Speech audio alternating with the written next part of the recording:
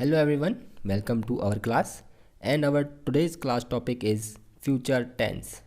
इससे पहले हम प्रेजेंट टेंस और पास्ट टेंस के ऊपर वीडियोस बना चुके हैं, वो आपको हमारे इस चैनल की प्लेलिस्ट में मिल जाएगी। प्लेलिस्ट का नाम है इंग्लिश ग्रामर। ठीक है, आज जो हमारी वीडियो होने वाली है मैं उसके बारे में बता देता हूँ। आज जो हमारी वीडियो है वो होगी फ्यूचर में जो 4 प्रकार के टेंस होते हैं। देखिए, फ्यूचर मतलब भविष्य, टेंस मतलब काल। तो फ्यूचर में जो 4 प्रकार के टेंस होते हैं उन्हें आज हम वीडियो में कवर करेंगे। चारों ही प्रकार के टेंसों को इस वीडियो में सीखेंगे। इससे पहले जो हमारी वीडियो है वो भी इसी प्रकार की हैं। प्रेजेंट टेंस को हमने पूरी एक वीडियो में कवर किया है और पास्ट टेंस को हमने पूरी एक वीडियो में कवर किया है। तो future indefinite tense, future continuous tense, future perfect tense और फ्यूचर परफेक्ट कंटिन्यूअस टेंस, इन चारों टेंसों को हम आज की वीडियो में पढ़ेंगे। तो सबसे पहले हम ये जानते हैं कि फ्यूचर टेंस क्या होता है। देखिए, फ्यूचर का मतलब होता है भविष्य, टेंस मतलब काल, यानी कि जो सभी काम भविष्य में होने वाले होते हैं या भविष्य में होंगे। जैसे लास्ट में जो मैंने शब्द यूज किया है ना, गे, यही इनकी सबसे बड़ी पहचान होती है। इन सभी के लास्ट में गा गी गे आता है। अब वो भी इनके हिसाब से फिर अलग अलग बढ़ जाएगा, पर गा गी गे तो ज़रूर ही आएगा। पर उसमें से भी फिर हमें पहचान बंद करनी होगी कि वो फ्यूचर इंडेफिनिट के लिए है गा गी गे, या कंटिन्यूअस के लिए है, या परफेक्ट के लिए है, या परफेक्ट कंटिन्यूअस के लिए है। पर गा गी गे तो आना ही है, क्योंकि जहाँ भी फ्यूचर की बात करी जाएगी वहाँ पर गी शब्द तो आना ही है। जैसे वह पढ़ेगा, वह खेलेगा, वह कल विद्यालय जाएगी, हम कल दिल्ली जाएंगे, मेरे पिताजी कल अखबार पढ़ेंगे, माताजी कल अपने घर जाएंगी। तो वो सब लास्ट में क्या आ रहा है, गा या गी, या मैं एक पत्र लिखूँगा। ठीक है, तो जहाँ भी गा गी शब्द आएंगे लास्ट में तो समझ लीजिए वो कहाँ की बात हो रही है, वो बात हो रही है हमारे फ्यूचर टेंस की। अब टेंस को भी 4 प्रकार के टेंस में बांटा गया है फिर उन्हें भी अलग से 4 प्रकार के सेंटेंस में बांटा गया है। सबसे पहले हम उसे ही समझा रहे हैं, उसके बाद फिर शुरू करेंगे। सबसे पहले फ्यूचर इंडेफिनिट टेंस, फिर फ्यूचर कंटिन्यूअस टेंस, फिर perfect tense, perfect continuous tense. अब इनमें से प्रत्येक टेंस में 4 प्रकार के सेंटेंसेस होते हैं। प्रत्येक में, यानी कि इसके भी 4 हो गए, इसके 4, 4 और 4, तो ये हो गए 4 चौक 16। 16 प्रकार के हमारे टेंस हो गए जिन्हें हम आज की वीडियो में पढ़ेंगे। सबसे पहले होते हैं एफर्मेटिव। एफर्मेटिव कौन से होते हैं? इन्हें असर्टिव भी कहते हैं, यानी कि साधारण वाक्य, यानी कि ना तो इनमें नहीं आ रहा होता है ना क्या, सिंपल वाक्य को कहते हैं अफर्मेटिव। दूसरे प्रकार के होते हैं नेगेटिव, जिनके बीच में आ रहा होता है नहीं शब्द। तीसरा होता है इंटेरोगेटिव, और इंटेरोगेटिव को भी 2 प्रकार में बांट सकते हैं। एक तो वो इंटेरोगेटिव है जिनके शुरू में आता है क्या, जैसे क्या वह पढ़ेगा, क्या हम कल दिल्ली जाएंगे, क्या वह हंसेगा। शुरू में क्या शब्द आएगा तो वो इंटेरोगेटिव की फर्स्ट टाइप का है, इसके बनाने के नियम अलग हैं। और दूसरी टाइप है जिन वाक्यों के बीच में प्रश्नवाचक शब्द जैसे कम, कहाँ, कौन, क्यों आदि आते हैं। प्रश्नवाचक शब्द का मतलब होता है जिसमें कोई प्रश्न पूछा जाता है, जैसे कब, कहाँ, कौन, क्यों, कैसे, कौन, ये शब्द आते हैं तो वो हो जाता है इंटरोगेटिव में दूसरी टाइप, और इसके बनाने का नियम अलग है। इसे हम WH टाइप भी कहते हैं। इसे मैं लिख देता हूँ आपको, WH टाइप। ठीक है, इसे कहते हैं हम WH टाइप। अब हम इसी में पढ़ेंगे सबसे पहले फ्यूचर इंडेफिनिट टेंस को, फिर पढ़ेंगे फ्यूचर कंटिन्यूअस टेंस को, फिर फ्यूचर परफेक्ट टेंस को, फिर फ्यूचर परफेक्ट कंटिन्यूअस टेंस को। तो सबसे पहले फोकस करते हैं फ्यूचर इंडेफिनिट टेंस। तो चलिए शुरू करते हैं। Future indefinite tense. तो सबसे पहले किसी भी सेंटेंस को बनाने के लिए ज़रूरी होता है कि हम उसे पहचानें कि वो कौन से टेंस में से है, क्योंकि प्रेजेंट में भी 4 होते हैं, पास्ट में भी 4 होते हैं और फ्यूचर में भी 4 होते हैं। प्रत्येक में 4-4 प्रकार के हमारे टेंस होते हैं, तो उसमें से हमें पहचानना होता है कि हमारा जो सेंटेंस है वो किस उस टेंस में से है। उसके लिए क्या होता है कि हमें उसे पहचानना ज़रूरी है। जैसे फ्यूचर इंडेफिनिट की पहचान क्या है, इन वाक्यों के अंत में गा गी गे आदि शब्द आते हैं। सीधे सीधे शब्द आएंगे गा गी गे, उन्हें कहेंगे हम फ्यूचर इंडेफिनिट टेंस। जैसे राम गाना गाएगा, वह पत्र लिखेगा, वे कल विद्यालय जाएंगे, मैं तुम्हें पीटूंगा और हम खाना खाएंगे। ये जो शब्द हैं सब में लास्ट में, इन सभी वाक्यों में सब में लास्ट में गा गा गा गा गा गे आ रहे हैं। ठीक है, इन्हें बनाने का नियम क्या है? बनाने के नियम के लिए सबसे पहले हमें तीन चीज़ों की जानकारी होनी चाहिए कि सब्जेक्ट क्या है, सहायक क्रिया क्या है, वर्ब क्या है, ऑब्जेक्ट क्या है। ये सब चीज़ें क्या होती हैं, इसके लिए भी एक सेपरेट वीडियो हमारे चैनल पर मिलेगी आपको इंग्लिश ग्रामर प्लेलिस्ट में ही। उसमें मैंने बताया है सब्जेक्ट क्या होता है, सहायक क्रिया क्या होती है, वर्ब क्या होती है और ऑब्जेक्ट क्या होता है। और ये नहीं कि मैं वहाँ बता दिया तो यहाँ नहीं बताऊँगा, वीडियो बड़ी है, नई सिरे से शुरू कर रहा हूँ तो मैं यहाँ भी सबसे पहले आपको इसी को बता के शुरू करूँगा कि सब्जेक्ट क्या होता है, सहायक क्रिया क्या होती है, क्रिया यानी कि मुख्य क्रिया क्या होती है और कर्म क्या होता है। तो देखिए सब्जेक्ट क्या है, जैसे इस सेंटेंस को लेकर मैं बताऊंगा, जैसे राम गाना गाएगा, तो सब्जेक्ट होता है, हिंदी में कहते हैं इसे कर्ता। जो व्यक्ति काम करता है, यानी कि वाक्य में जो व्यक्ति काम कर रहा होगा उसे कहते हैं हम कर्ता। तो इस वाक्य में तो राम काम कर रहा है, इस वाक्य में मैं शब्द करता है, इस वाक्य में हम, वह और वे। 95% जो सेंटेंस होते हैं उनमें जो पहला शब्द लिखा होता है वही हमारा कर्ता होता है। 95 कह रहा हूँ मैं, सिंपल सेंटेंसों में, टिपिकल की बात नहीं कर रहा हूँ, बड़ी क्लासों के लिए बात नहीं कर रहा हूँ। सिंपल अगर सेंटेंस सीखने हैं सबसे पहला अक्षर हमारा कर्ता होगा और परिभाषा उसकी यही है, जो व्यक्ति वाक्य में काम कर रहा होता है उसे ही कहते हैं कर्ता। उसके बाद सहायक क्रिया कहते हैं जो कि उस सेंटेंस के लिए स्पेशल होती है, प्रेजेंट इंडेफिनिट के लिए अलग, पास्ट इंडेफिनिट के लिए अलग, वो हर एक प्रकार के टेंस के लिए अलग अलग होगी, उसे कहते हैं सहायक क्रिया। तीसरी होती है क्रिया यानी कि वर्ब, या इसे मुख्य क्रिया भी कह देते हैं। मुख्य क्रिया मतलब वाक्य में जो काम हो रहा है। इस वाक्य को पढ़िए, राम गाना गाएगा, तो इस वाक्य में गाने का काम हो रहा है, इस वाले गाने का नहीं, गाएगा वाला, यानी कि ये काम हो रहा है इसमें, तो ये हमारी मुख्य क्रिया होगी। इसमें भी तीन तरह की फॉर्म होती हैं इसकी, first form, second form, third form. इसमें केवल लगेगी इसकी फर्स्ट फॉर्म। और लास्ट में होता है ऑब्जेक्ट, जिसे हिंदी में कहते हैं कर्म। जिस भी चीज़ पर काम हो रहा होगा उसे कहेंगे हम कर्म। जैसे वह पत्र लिखेगा, तो इसमें पत्र पत्र पर काम हो रहा है, पत्र लिखने का काम हो रहा है, मतलब पत्र पर काम हो रहा है, ये कर्ता है, ये कर्म है, और ये लिखना क्या है, हमारी क्रिया। क्रिया की परिभाषा भी यही होती है, जब कोई काम कर रहा होता है उसे कहते हैं हम क्रिया।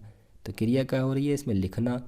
किस पर लिख रहा है, पत्र पर, तो ये हो गया कर्म यानी कि ऑब्जेक्ट, और ये हो गया सब्जेक्ट। तो सबसे पहले ये पता होगा, जब भी इस नियम के आधार पर आप सेंटेंसों को बना पाएंगे। तो फ्यूचर इंडेफिनिट के अफर्मेटिव सेंटेंस को बनाने का जो नियम है वो ये, सबसे पहले सब्जेक्ट की अंग्रेजी आएगी, फिर विल या सेल में से कोई सा भी एक आएगा, इसे कहते हैं स्लैश। स्लैश का मतलब है या तो विल आएगा या फिर सेल आएगा, फिर आएगी वर्ब, और लास्ट में आएगा हमारा ऑब्जेक्ट। ठीक है, अब बात ये आती है कि विल किसके साथ आएगा और सेल किसके साथ आएगा। तो देखिए विल किसके साथ आएगा वो मैंने लिखा हुआ है, और सेल किसके साथ आएगा वो मैंने लिखा हुआ है, इसे भी आप याद कर लें। सेल आएगा आई और वी के साथ। आई किसके लिए आता है, मतलब मैं की अंग्रेजी है, और वी किसकी अंग्रेजी है, हम की।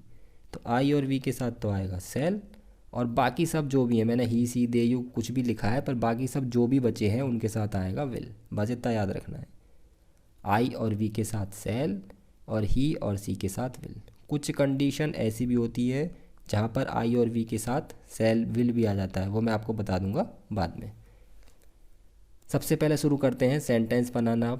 राम गाना गाएगा, तो सबसे पहले हमें क्या पहचानना है, कर्ता, क्रिया और कर्म। ये तीन चीज़ें पहचान लो, और ये दिमाग में अलग से होनी चाहिए, वो सेंटेंस में ना मिलेगी ये वाली चीज़। ये चीज़ तो दिमाग में होती है अलग से कि इसमें सहायक क्रिया कौन सी लगेगी। ये तीन चीज़ मिलेंगी सेंटेंस में बस आपको, कर्ता, क्रिया, कर्म। तो मैंने इसमें तो बता दिया, ये कर्ता है, ये कर्म है, ये क्रिया है। इसी तरह से इसमें अरेंज कर दो बस। अंग्रेजी आपको पता होनी चाहिए। सब्जेक्ट है राम, तो राम आ गया। अब केवल आई और वी के साथ सेल आएगा, बाकी सबके साथ विल आएगा, तो क्या आएगा फिर विल। उसके बाद क्या है, वर मतलब क्रिया क्या है इसमें, सिंग, और लास्ट में ऑब्जेक्ट ए सॉन्ग। बन गया सेंटेंस, कोई कठिन है, बिल्कुल नहीं। अगला, वह पत्र लिखेगा, इसमें ये काम कर रहा है वह, तो ये हो गया हमारा कर्ता, ये होगी हमारी क्रिया और ये हो गया हमारा कर्म, क्योंकि पत्र पर काम हो रहा है। तो सबसे पहले इसकी अंग्रेजी लगाएंगे वह है कि ही, ऊपर देखते रहिए और यहाँ पर इनकी अंग्रेजियाँ फिट करते रहिए। ही के साथ क्या लगेगा, विल। उसके बाद है वर्ब जाने की क्रिया जाने की राइट, लिखने की अंग्रेजी, और लास्ट में कर्म मतलब पत्र, ए लेटर। बन गया सेंटेंस। वे कल विद्यालय जाएंगे, वे कल विद्यालय जाएंगे। देखिए कल भी दो प्रकार के होते हैं, एक तो बीत गया कल, एक आने वाला कल। अंग्रेजी भी दोनों की अलग अलग होती है। इस सेंटेंस को पढ़ के हमें पता पड़ रहा है कि वे कल विद्यालय जाएंगे मतलब आने वाले कल की बात हो रही है। तो कल की अंग्रेजी क्या आएगी, टुमारो, और बीते हुए कल की क्या होती है, यस्टरडे। ठीक है, ये याद रखना है आपको, कहीं आप कल की अंग्रेजी यस्टरडे रट रखी हो बस। टुमारो भी होती है आने वाले कल की। तो सबसे पहले वे कल विद्यालय जाएंगे, तो काम कौन कर रहा है, वे कर रहे हैं, तो ये तो हो गया कर्ता। किस चीज़ का काम हो रहा है, जाने का, तो ये हो गई क्रिया। किस पर काम कर रहे हैं, विद्यालय जाने का, तो ये हो गया कर्म। ये अलग से ऐसे ही रहेगा। तो सबसे पहले आएगा दे, और दे के साथ क्या आता है फिर हमारा विल। ठीक, उसके बाद फिर क्या है, क्रिया गो, फिर विद्यालय के लिए जाएंगे टू स्कूल। सीधे गो स्कूल मत लिख देना, थोड़े से सेंटेंसों में हमें पता होना चाहिए। गो टू स्कूल आता है, स्कूल को जाएंगे ऐसा लिखा जाता है। टुमारो, TOMORROW, ये स्पेलिंग होती है आने वाले कल की। ठीक, मैं तुम्हें पीटूंगा, इसका बनाना है मैं तुम्हें पीटूंगा, तो ये तो भैया क्रिया है, ये पीटने का काम कर रहा है, तो ये तो हो गया कर्ता। मैं पीटूंगा, ये हो रही है क्रिया, और किस पर हो रही है, तुम्हें, यानी कि ये हो गया कर्म। मैं तुम्हें पीटूंगा, कर्ता, क्रिया, कर्म। तो कर्ता आई, पीटने की अंग्रेजी होती है बीट, और इससे पहले आ जाएगा इसमें सेल या विल में से क्या आएगा, सेल, आई सेल, फिर आएगा बीट, और तुम्हें की अंग्रेजी होती है, तुम की जो अंग्रेजी होती है वही तुम्हें की अंग्रेजी होती है you, I shall beat you. अब मैंने आपको बताया था कि कहीं कहीं विल भी लग जाता है, तो वो यहीं बता देता हूँ। अगर यहाँ लिखा होता मैं तुम्हें ज़रूर पीटूंगा, यानी कि बिल्कुल आवश्यक रूप से दबाव के रूप में काम किया जाएगा, तब आएगा I will beat you. Will लगा दिया तो फिर तो मतलब पीट के ही मानेगा बिल्कुल, फिर नहीं छोड़ेगा। अगर सेल है तो पीट भी सकता है और नहीं भी, एक सिंपल सेंटेंस है, आई सेल बीट यू। मैं तुम्हें ज़रूर पीटूंगा लिखा होता तो आई विल बीट यू, फिर तो पीटना ही पीटना था ज़रूर। अगला है हम खाना खाएंगे, तो हम की अंग्रेजी क्या होती है, इसमें देखो करता ये है, खाने का काम हो रहा है, ये क्रिया हो गई, और क्या खाने का काम हो रहा है, खाना, खाने पर काम कर रहे हैं हम, खाएंगे उसे, तो ये हो गया हमारा कर्म। तो ये हो जाएगा वी, वी के साथ क्या आएगा जी, सेल।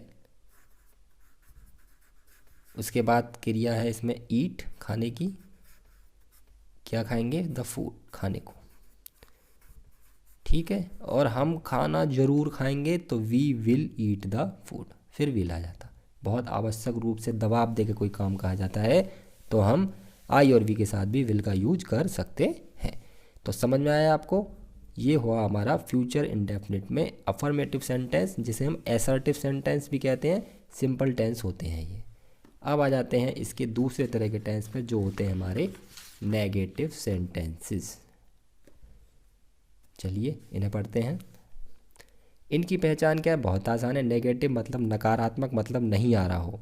इन वाक्यों के बीच में नहीं शब्द आता है, मतलब जहाँ भी नहीं आ रहा होगा उसे कहेंगे हम नेगेटिव सेंटेंस। किसका, फ्यूचर इंडेफिनिट का। लास्ट में गागी गे तो आएगा ही, वो तो रहेंगे ही पहले वाले जो हैं, बीच में बस नहीं और आ जाएगा। ठीक है, इसका नियम भी सेम रहेगा, पहले सब्जेक्ट आएगा, फिर विल सेल, फिर बस नॉट आएगा, फिर वर्ब की फर्स्ट फॉर्म और लास्ट में ऑब्जेक्ट। बस जाने की नॉट बीच में आ जाएगा। पहले ये नॉट नहीं था जो अफर्मेटिव थे, इस बार ये नॉट आ गया है। पहचान अफर्मेटिव वाली ही है, बस उसमें नहीं और लग गया, यानी कि गागी गे तो लास्ट में आएंगे ही, नहीं आ जाएगा समझ लीजिए वो नेगेटिव का है, और उसमें विल के बाद नॉट लगाना है। इनके सेंटेंस बना लेते हैं अब। राम गाना नहीं गाएगा, नहीं शब्द आ गया, नकारात्मक वाक्य है, राम गाना नहीं गाएगा, तो इसका मतलब है राम करता है हमारा, कर्ता की जगह लिख दिया। विल और सेल में से क्या आएगा राम के साथ, विल आएगा, राम विल।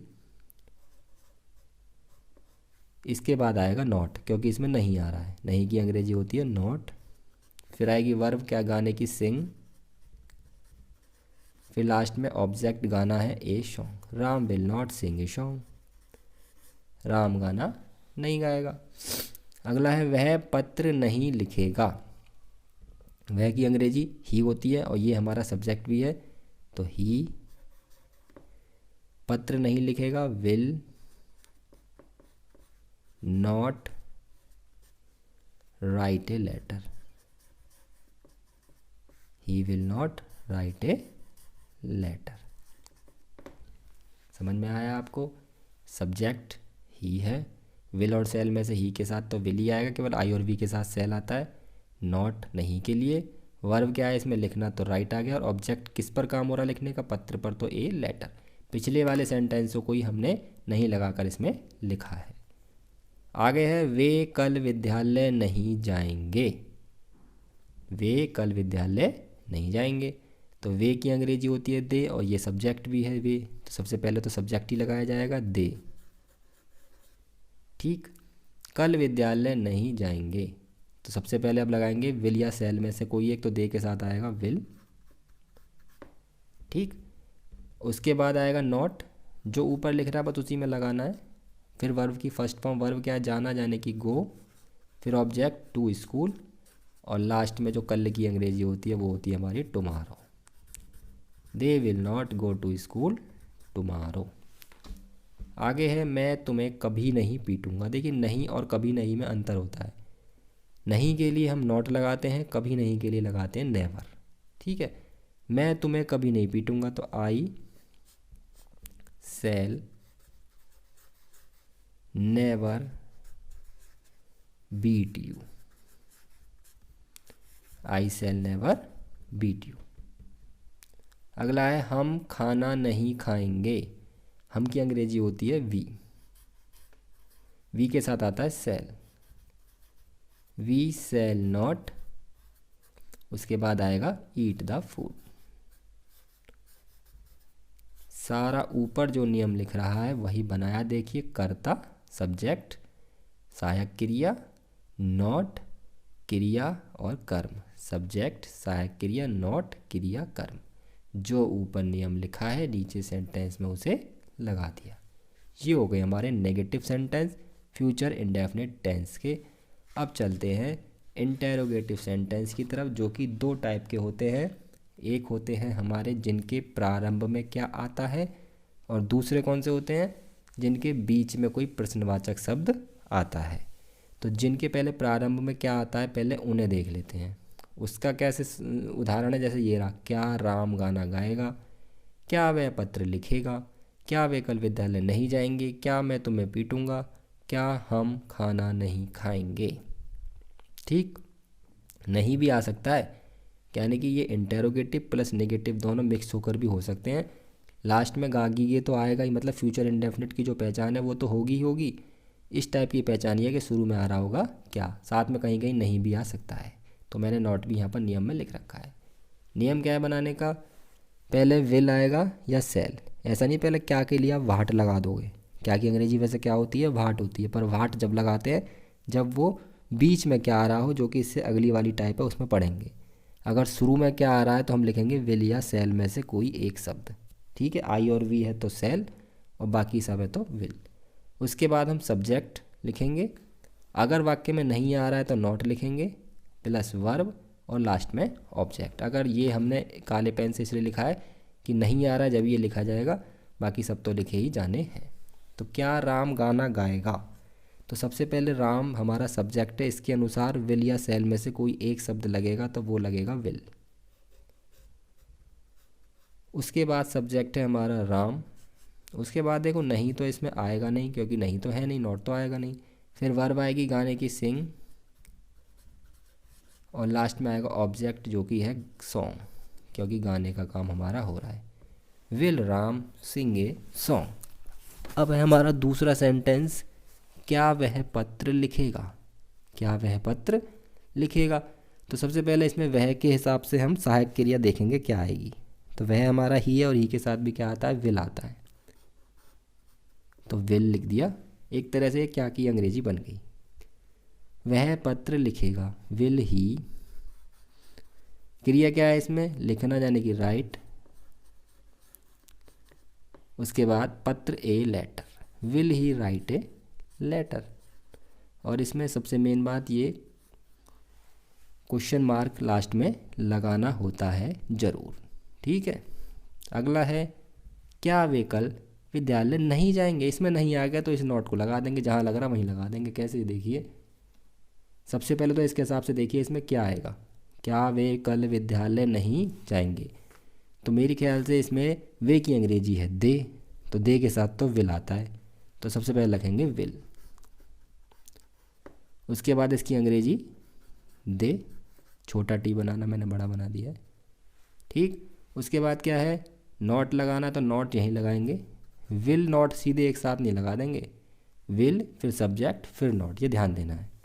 फिर उसके बाद वर्ब है, वर्ब क्या है इसमें, जाना जाने की गो। फिर ऑब्जेक्ट है टू स्कूल, और कल के लिए टुमारो। ठीक है, क्वेश्चन मार्क। अगला, क्या मैं तुम्हें पीटूंगा। तो क्या मैं तुम्हें पीटूंगा में सब्जेक्ट है मैं, और मैं के हिसाब से सहायक क्रिया लगेगी सेल, विल नहीं लगेगी। तो सबसे पहले सेल। उसके बाद आएगा सब्जेक्ट है हमारा आई। उसके बाद नॉट तो इसमें है नहीं, नहीं होता तो नॉट लगाते, नहीं है तो छोड़ो। वर्ब की first form beat, shall I beat, और तुम्हें के लिए होगी लास्ट में you, shall I beat you. क्या मैं तुम्हें पीटूंगा। क्या हम खाना नहीं खाएंगे। इसमें करता है हम, तो हम के हिसाब से सहायक क्रिया लगेगी इसमें सेल। सेल फिर करता है इसमें हम, उसकी अंग्रेजी होती है वी। उसके बाद नॉट तो इसमें आएगा ज़रूर क्योंकि नहीं आ रहा है, नॉट। फिर आ रही है हमारी वर्ब की फर्स्ट फॉर्म यानी कि ईट, और लास्ट में आएगा the food, shall we eat the food. ये हमारे हैं इंटेरोगेटिव में फर्स्ट टाइप, जिनके शुरू में सब में क्या क्या क्या क्या आ रहा है। शुरू में क्या आएगा तो समझ लेना है आपको, शुरू में सहायक क्रिया लगेगी। ठीक है, कोई सा भी टेंस हो, अगर शुरू में क्या शब्द आ रहा है तो आपको ये समझ लेना है कि इसमें सबसे पहले सहायक क्रिया ही लगेगी। अब चलते हैं इसकी इंटेरोगेटिव में सेकंड टाइप जो होती है वो क्या होती है वो देख लो, जिसे हम क्या कहते हैं, WH टाइप। WH का मतलब पता है क्या है। WH शब्द से ही सारे क्वेश्चन वर्ड बनते हैं, जैसे where, why, what, who, when, ये सब किससे बनते हैं, WH शब्द से, यानी कि प्रश्नवाचक शब्द कहलाता है एक तरह से, इसलिए हम कहते हैं इसे WH टाइप। इनकी क्या पहचान है, इन वाक्यों के बीच में प्रश्नवाचक शब्द आते हैं। कौन कौन से, क्या आ सकता है, कहाँ, क्यों, कब, कैसे इत्यादि। और भी होते हैं प्रश्नवाचक शब्द, वो भी आ सकते हैं। इसके बनाने का नियम सेम टू सेम ऐसे ही है, बस सबसे पहले क्या करना है, जो प्रश्नवाचक शब्द होता है उसी की अंग्रेजी उठा के सबसे पहले लिखनी है। उसके बाद सहायक क्रिया आएगी, फिर सब्जेक्ट आएगा, फिर नॉट आएगा अगर होगा सवाल में, तो प्रश्न में अगर नॉट है सेंटेंस में तो आएगा, वरना तो नहीं। फिर वर्ब की फर्स्ट फॉर्म प्लस ऑब्जेक्ट, वही सब हमारा आएगा। बस सबसे मेन बात है, जो भी प्रश्नवाचक शब्द होगा वो सबसे पहले उठ के हमारा आएगा। जैसे राम गाना कब गाएगा, तो इसमें सबसे पहले कब प्रश्नवाचक शब्द दिख रहा है हमें। देखिए मैं उन्हें हाईलाइट कर देता हूँ, इसमें कब है, इसमें क्या है, इसमें कहाँ है, इसमें क्यों है, इसमें कब है, ये सब प्रश्नवाचक शब्द हैं। इसकी अंग्रेजी वहन होती है, इसकी वाट, इसकी वेयर, इसकी वाई, इसकी वहन। तो सबसे पहले इसी को उठा के सबसे पहले इसी की अंग्रेजी लगाएंगे, प्रश्नवाचक शब्द की आएगी वहन। ठीक। उसके बाद विल या सेल में से कोई सी भी एक चीज़ आएगी और वो पता पड़ेगा सब्जेक्ट के हिसाब से, और सब्जेक्ट है इसमें राम, तो सबसे सब्जेक्ट के हिसाब से विल या सेल में से राम की अंग्रेजी आएगी तो वह आएगा विल। फिर आएगी राम सब्जेक्ट, फिर नॉट इसमें होगा तो नॉट आएगा, नॉट तो इसमें है नहीं। फिर वर्ब आएगी इसमें sing a song, when will Ram sing a song. ये हो गया हमारा सेंटेंस पूरा। अगला है वह पत्र में क्या लिखेगा। तो सबसे पहले देखिए शुरू में क्या आ रहा होगा तो सहायक क्रिया सबसे पहले लगाएंगे, जो इससे पहले मैंने सिखाया है। पर अगर बीच में क्या शब्द आ रहा है तो सबसे पहले लगाएंगे इसी की अंग्रेजी जाने की वाट। फिर सहायक क्रिया लगेगी सब्जेक्ट के हिसाब से, सब्जेक्ट है हमारा वह तो आएगा विल। फिर सब्जेक्ट है हमारा ही, फिर नॉट तो इसमें आएगा नहीं। फिर वर्ब है इसमें लिखने का काम हो रहा है तो राइट, और फिर लास्ट में ए लेटर जाने की कर्म। वाट विल ही राइट ए, पत्र में राइट इन लेटर, ये आएगा what will he write in letter, वह पत्र में क्या लिखेगा। इसमें मे की अंग्रेजी लगाई है इन। अगला है वे कल कहाँ जाएंगे। तो इसमें प्रश्नवाचक शब्द है कहाँ, सबसे पहले इसी की अंग्रेजी लगाएंगे हम वेयर। ठीक, उसके बाद करता है इसमें वे, और इसके हिसाब से सहायक क्रिया आएगी विल। उसके बाद करता आएगा दे। उसके बाद नॉट तो है नहीं इसमें, उसके बाद आएगी वर्ब जाने की गो, और फिर कल की अंग्रेजी tomorrow. Where will they go tomorrow. आगे है मैं तुम्हें क्यों नहीं पीटूंगा। देखिए इसमें क्यों भी आ रहा है नहीं भी आ रहा, तो इसमें जो नॉट लग रहा है वो यहाँ पर लगेगा। तो सबसे पहले तो क्यों की अंग्रेजी लगाएंगे वाई, ये आपको याद रखनी किस किस की अंग्रेजी क्या बताइए मैंने, क्यों की वाई होती है। उसके बाद मे के लिए सहायक क्रिया आएगी सेल, वाई सेल, फिर आई करता आ गया यहाँ तक, फिर नॉट आएगा क्योंकि नहीं आ रहा है, फिर आएगा बीट, फिर आएगा यू, और लास्ट में क्वेश्चन मार्क। और लास्ट है हम खाना कब खाएंगे। तो सबसे पहले कब की अंग्रेजी आएगी व्हेन, और हम के हिसाब से सहायक क्रिया लगेगी सेल, फिर लगेगा कर्ता वी, फिर क्रिया लगेगी क्योंकि नॉट तो आएगा नहीं, eat the food, when shall we eat the food. ठीक है, तो ये हमारे फ्यूचर इंडेफिनिट में जो 4 प्रकार के सेंटेंस थे वो ख़त्म हो गए हैं। पर ये वीडियो ख़त्म नहीं हुई है, वीडियो अभी चलेगी और लंबी, क्योंकि हम आज चारों पढ़ाने वाले हैं।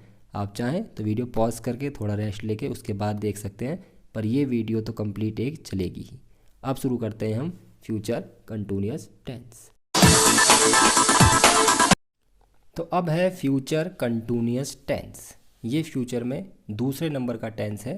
पहले हमने फ्यूचर इंडेफिनिट आपको अभी सिखाया है, अब है फ्यूचर कंटिन्यूअस टेंस। देखिए जहाँ भी कंटिन्यूअस शब्द आ जाए इसका मतलब होता है लगातार, और ये प्रत्येक टेंस में 2 बार हमारे कंटिन्यूअस आते हैं। जैसे फ्यूचर में ही अगर देख लें तो फ्यूचर कंटिन्यूअस आ रहा है और फ्यूचर परफेक्ट कंटिन्यूअस भी आ रहा है। तो जहाँ भी कंटिन्यूअस शब्द आ जाए इसका मतलब होता है लगातार, यानी कि काम लगातार हो रहा हो। तो इसलिए इन वाक्यों में रहा शब्द जरूर आएगा। जहाँ भी कंटिन्यूअस आ रहा होगा टेंस में, वहाँ समझ लो उसकी पहचान में रहा शब्द तो होगा ही होगा, और साथ में वर्ब में आईएनजी भी जरूर लगेगी। ठीक है, तो ये शब्द तो ये तो इसमें फिक्स हैं कि इसमें रहा शब्द आ रहा होगा और वर्ब की फर्स्ट फॉर्म में आईएनजी लगना भी निश्चित है। ये आपको दिमाग में बैठा लेना है। तो फ्यूचर कंटिन्यूअस की पहचान क्या है? फ्यूचर कंटिन्यूअस की पहचान है इनके अंत में रहा होगा, रही होगी, रहे होंगे, रहा होगा आदि शब्द आते हैं। ठीक है, ये उसकी पहचान है। सहायक क्रिया क्या है? आई और वी के साथ सेल आता है। जहाँ पे फ्यूचर इंडेफिनिट में सेल आता था, यहाँ आएगा सेल बी, यानी कि बी बढ़ गया। और बाकी सब के साथ मैंने ही, सी, दे, यू लिखा है, पर यहाँ पर बाकी सब आएंगे जितने भी हैं बाकी रिमेनिंग, इन सब के साथ आएगा विल बी।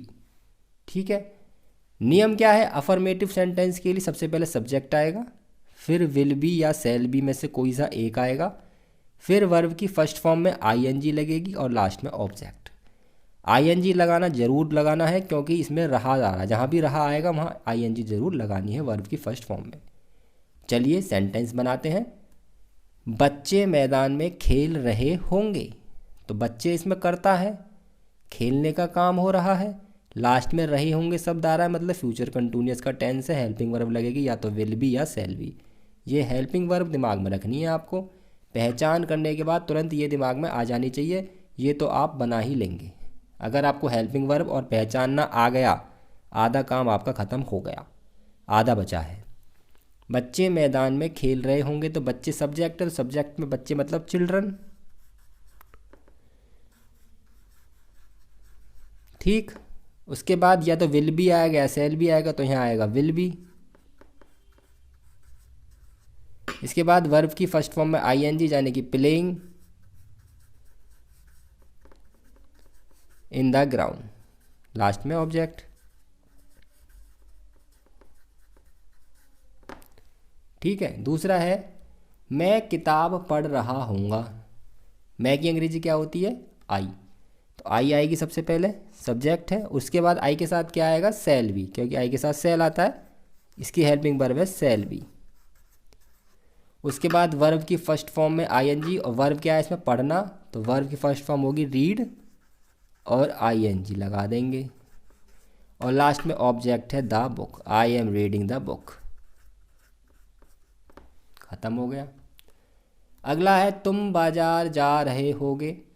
तुम बाजार मतलब तुम इसमें सब्जेक्ट हो गया, ये काम कर रहा है बाजार जाने का, जाने का काम हो रहा है, ये होगी क्रिया जाना, और किस पे का जा रहे हैं हम? बाजार, तो जाने की हो गया ऑब्जेक्ट। तो तुम की अंग्रेजी आएगी यू। ठीक, उसके बाद यू के साथ क्या आएगा? विल बी, और उसके बाद आएगा गोइंग, क्योंकि आईएनजी तो लगाना ही है। उसके बाद to the market, you will be going to the market. खत्म हो गया। अगला देख लो, चौथा, हम टीवी देख रहे होंगे। हम करता है, टीवी कर्म है, और देखना क्रिया है। सेंटेंस को इसमें अरेंज कर दो। हम की अंग्रेजी वी के साथ आएगा शैल बी। उसके बाद देखने की होती है वॉचिंग। उसके बाद द, टीवी को टीवी लिख दो या टेलीविज़न कहते हैं, टेलीविज़न। वह हंस रहा होगा, तो वह की अंग्रेजी ही, और ही के साथ क्या आएगा? विल बी या शैल बी? ही के साथ आएगा विल बी, तो ही विल बी लाफिंग। इसमें कोई भी ऑब्जेक्ट नहीं है, इसलिए ये जो है हमारा इतना ही सेंटेंस पूरा हो गया। कौन से हुए ये? अफर्मेटिव किसके? फ्यूचर कंटिन्यूअस के। अब कौन से आएंगे? नेगेटिव किसके? फ्यूचर कंटिन्यूअस के। पहचान क्या होगी? इसमें आ रहा होगा नहीं शब्द, यानी कि रहा होगा, रही होगी, रहे होंगे तो आएंगे ही, साथ में आ रहा होगा नहीं, बस वही सेम आएगा। मेन चीज़ क्या है वो ध्यान दे लो, इसमें विल और बी के बीच में नॉट घुसेगा। ऐसा नहीं है कि विल बी नॉट लिख दो, याद रखना है विल नॉट और फिर बी, क्योंकि इसमें हेल्पिंग वर्ब क्या है? या तो विल बी है या फिर शैल बी। तो जो नॉट घुसेगा वो घुसेगा विल और बी के बीच में नॉट, ये आपको याद रखना है। बच्चे मैदान में नहीं खेल रहे होंगे, वही जो पीछे सेंटेंस है उनमें नहीं बनाकर लिख दिया है, तो बच्चे के लिए चिल्ड्रन। उसके बाद आएगा विल और फिर नॉट और फिर बी, ये ही बस शब्द याद रखना है, बीच में आएगा। फिर लास्ट में प्लेइंग मैदान में in the ground, children will not be playing in the ground. ठीक, मैं किताब नहीं पढ़ रहा हूँगा। मैं मतलब आई करता है, आई के साथ आएगा शैल नॉट बी, शैल फिर नॉट फिर बी, ये याद रखना। ये जो मैं बीच में अंडरलाइन कर रहा हूँ देख लो, मेन चीज़ यही है, नॉट बीच में आ रहा है। I shall not be reading the book, ING तो लगाना ही है, जहाँ रहा आ गया वहाँ क्रिया में आईएनजी तो लगानी ही है। तुम बाजार नहीं जा रहे होगे, तो तुम हमारा करता है you will not be going to market, ING लगा दी, नॉट विल और बी के बीच में लगा दिया, बाकी वही है क्रिया कर्म कर्ता पहचानो और इसमें अरेंज कर दो, ऊपर लिखा है। अगला है हम टीवी नहीं देख रहे होंगे, तो हम टीवी नहीं देख रहे होंगे तो हम इसमें करता है वी, उसके बाद सेल, उसके बाद नॉट, उसके बाद बी, और उसके बाद वॉचिंग, क्रिया आ गई, आईएनजी लगा दिया, the TV. We shall not be watching the TV.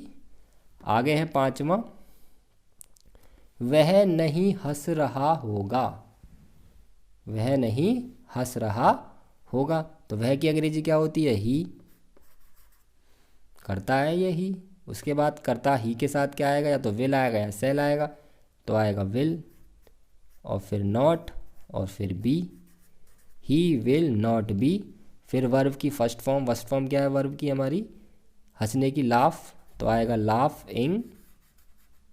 बस करता, इस कर्म इसमें कोई है नहीं। वह नहीं हंस रहा होगा, ये करता है, ये क्रिया है, ये नेगेटिव आ रहा है, तो हमने हेल्पिंग वर्ब लगा दी विल नॉट बी। तो मेन चीज़ इसमें क्या आ रही दिमाग में रखने के लिए आपके, कि इसमें जो नॉट आएगा वो विल और बी के बीच में आएगा। ठीक है, अफर्मेटिव हो गए, नेगेटिव हो गए, किसके? फ्यूचर कंटिन्यूअस टेंस के, जिसकी पहचान है रहा होगा, रही होगी, रहे होंगे, रहा होगा। अब कौन से बचे हैं? इंटेरोगेटिव, जिसमें कितनी तरह के होते हैं? दो तरह के। एक तो वो होते हैं जिनके शुरू में आता है क्या शब्द। चलो पहले इन्हें ही पढ़ेंगे। जिन वाक्यों के प्रारंभ में क्या शब्द आता है, इनका नियम क्या है? उदाहरण ये रहे, पहले उदाहरण देख लो। जैसे क्या बच्चे मैदान में खेल रहे होंगे, रहे होंगे आ रहा है, तो समझ लो फ्यूचर कंटिन्यूअस का है। क्या आ रहा है मतलब इंटेरोगेटिव वाली फर्स्ट टाइप का है। क्या मैं पढ़ रहा हूँगा, रहा हूँगा आ रहा है, मतलब फ्यूचर कंटिन्यूअस का है। क्या आ रहा है मतलब इंटेरोगेटिव की फर्स्ट टाइप का है। इसमें क्या करते हैं, मैंने आपको बताया था जब फ्यूचर इंडेफिनिट वाले टेंस पढ़ाए थे, कि अगर क्या शब्द सबसे पहले आ रहा है, सबसे पहले, तो इसकी अंग्रेजी का मतलब है इसकी हेल्पिंग वर्ब। जो भी सेंटेंस है, हेल्पिंग वर्ब क्या है इसकी? विल बी और सेल बी। पर विल बी और सेल बी एक साथ नहीं आने वाले। विल और सेल आएगा, फिर सब्जेक्ट, अगर नॉट है तो नॉट, और फिर आएगा बी। ये याद रखना। ये होना कि विल बी के बाद फिर सीधे सब्जेक्ट आ गया, वो गलत। ये याद रखना है। ये फ्यूचर इंडेफिनिट में खासकर यही तरह की चीज़ें याद रखनी है। विल बी और सेल बी कभी एक साथ नहीं आएंगे। विल और सेल आएगा, फिर सब्जेक्ट, फिर नॉट और be. Will be shall be एक साथ कब आएंगे? केवल अफर्मेटिव में, और किसी में नहीं आएंगे। तो क्या बच्चे मैदान में खेल रहे होंगे, तो सबसे पहले क्या की अंग्रेजी के लिए विल और सेल में से कोई सी एक चीज़ लगा दो, तो यहाँ आएगा बच्चों के लिए विल।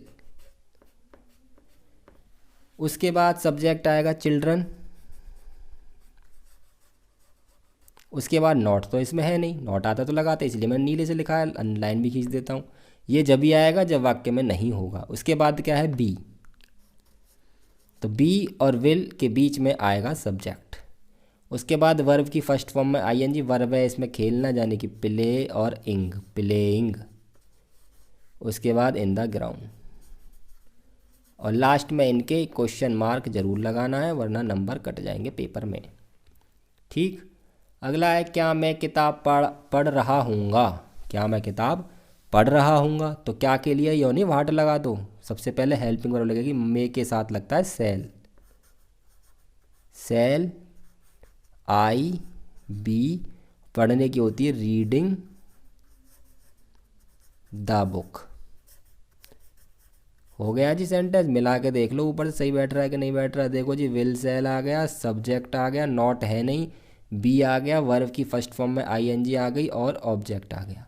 बिल्कुल ऊपर वाले के हिसाब से अरेंज करके लिख दिया है। क्या तुम बाजार जा रहे होगे, तो सबसे पहले तुम के हिसाब से हेल्पिंग वर्ब आएगी जी विल। क्या आएगा? विल। विल के बाद फिर आएगा सब्जेक्ट यू, और फिर आएगा बी। नहीं, अब भी नहीं है तो नॉट अब भी नहीं आएगा। विल यू बी, फिर क्रिया की फर्स्ट फॉर्म में आईएनजी, जाने की गोइंग टू द मार्केट।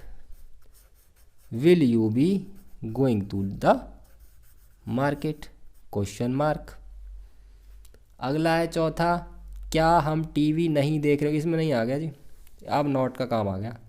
अब ये लगेगा, क्या हम टीवी नहीं देख रहे होंगे, तो सबसे पहले हम के लिए आएगा सेल, और फिर आएगा सब्जेक्ट वी, और फिर आएगा नॉट, और फिर आएगा बी। इसे ध्यान से देख लो यहाँ पे, शैल वी नॉट बी। उसके बाद वर्ब की फर्स्ट फॉर्म में आईएनजी यानी कि watching the TV. Shall we not be watching the TV. ठीक, क्या वह हंस रहा होगा, क्या वह हंस रहा होगा। तो सबसे पहले वह के साथ हेल्पिंग वर्ब लगेगी, या तो विल भी लगेगा या फिर शैल भी लगेगा। तो इसमें लगेगा सबसे पहले विल,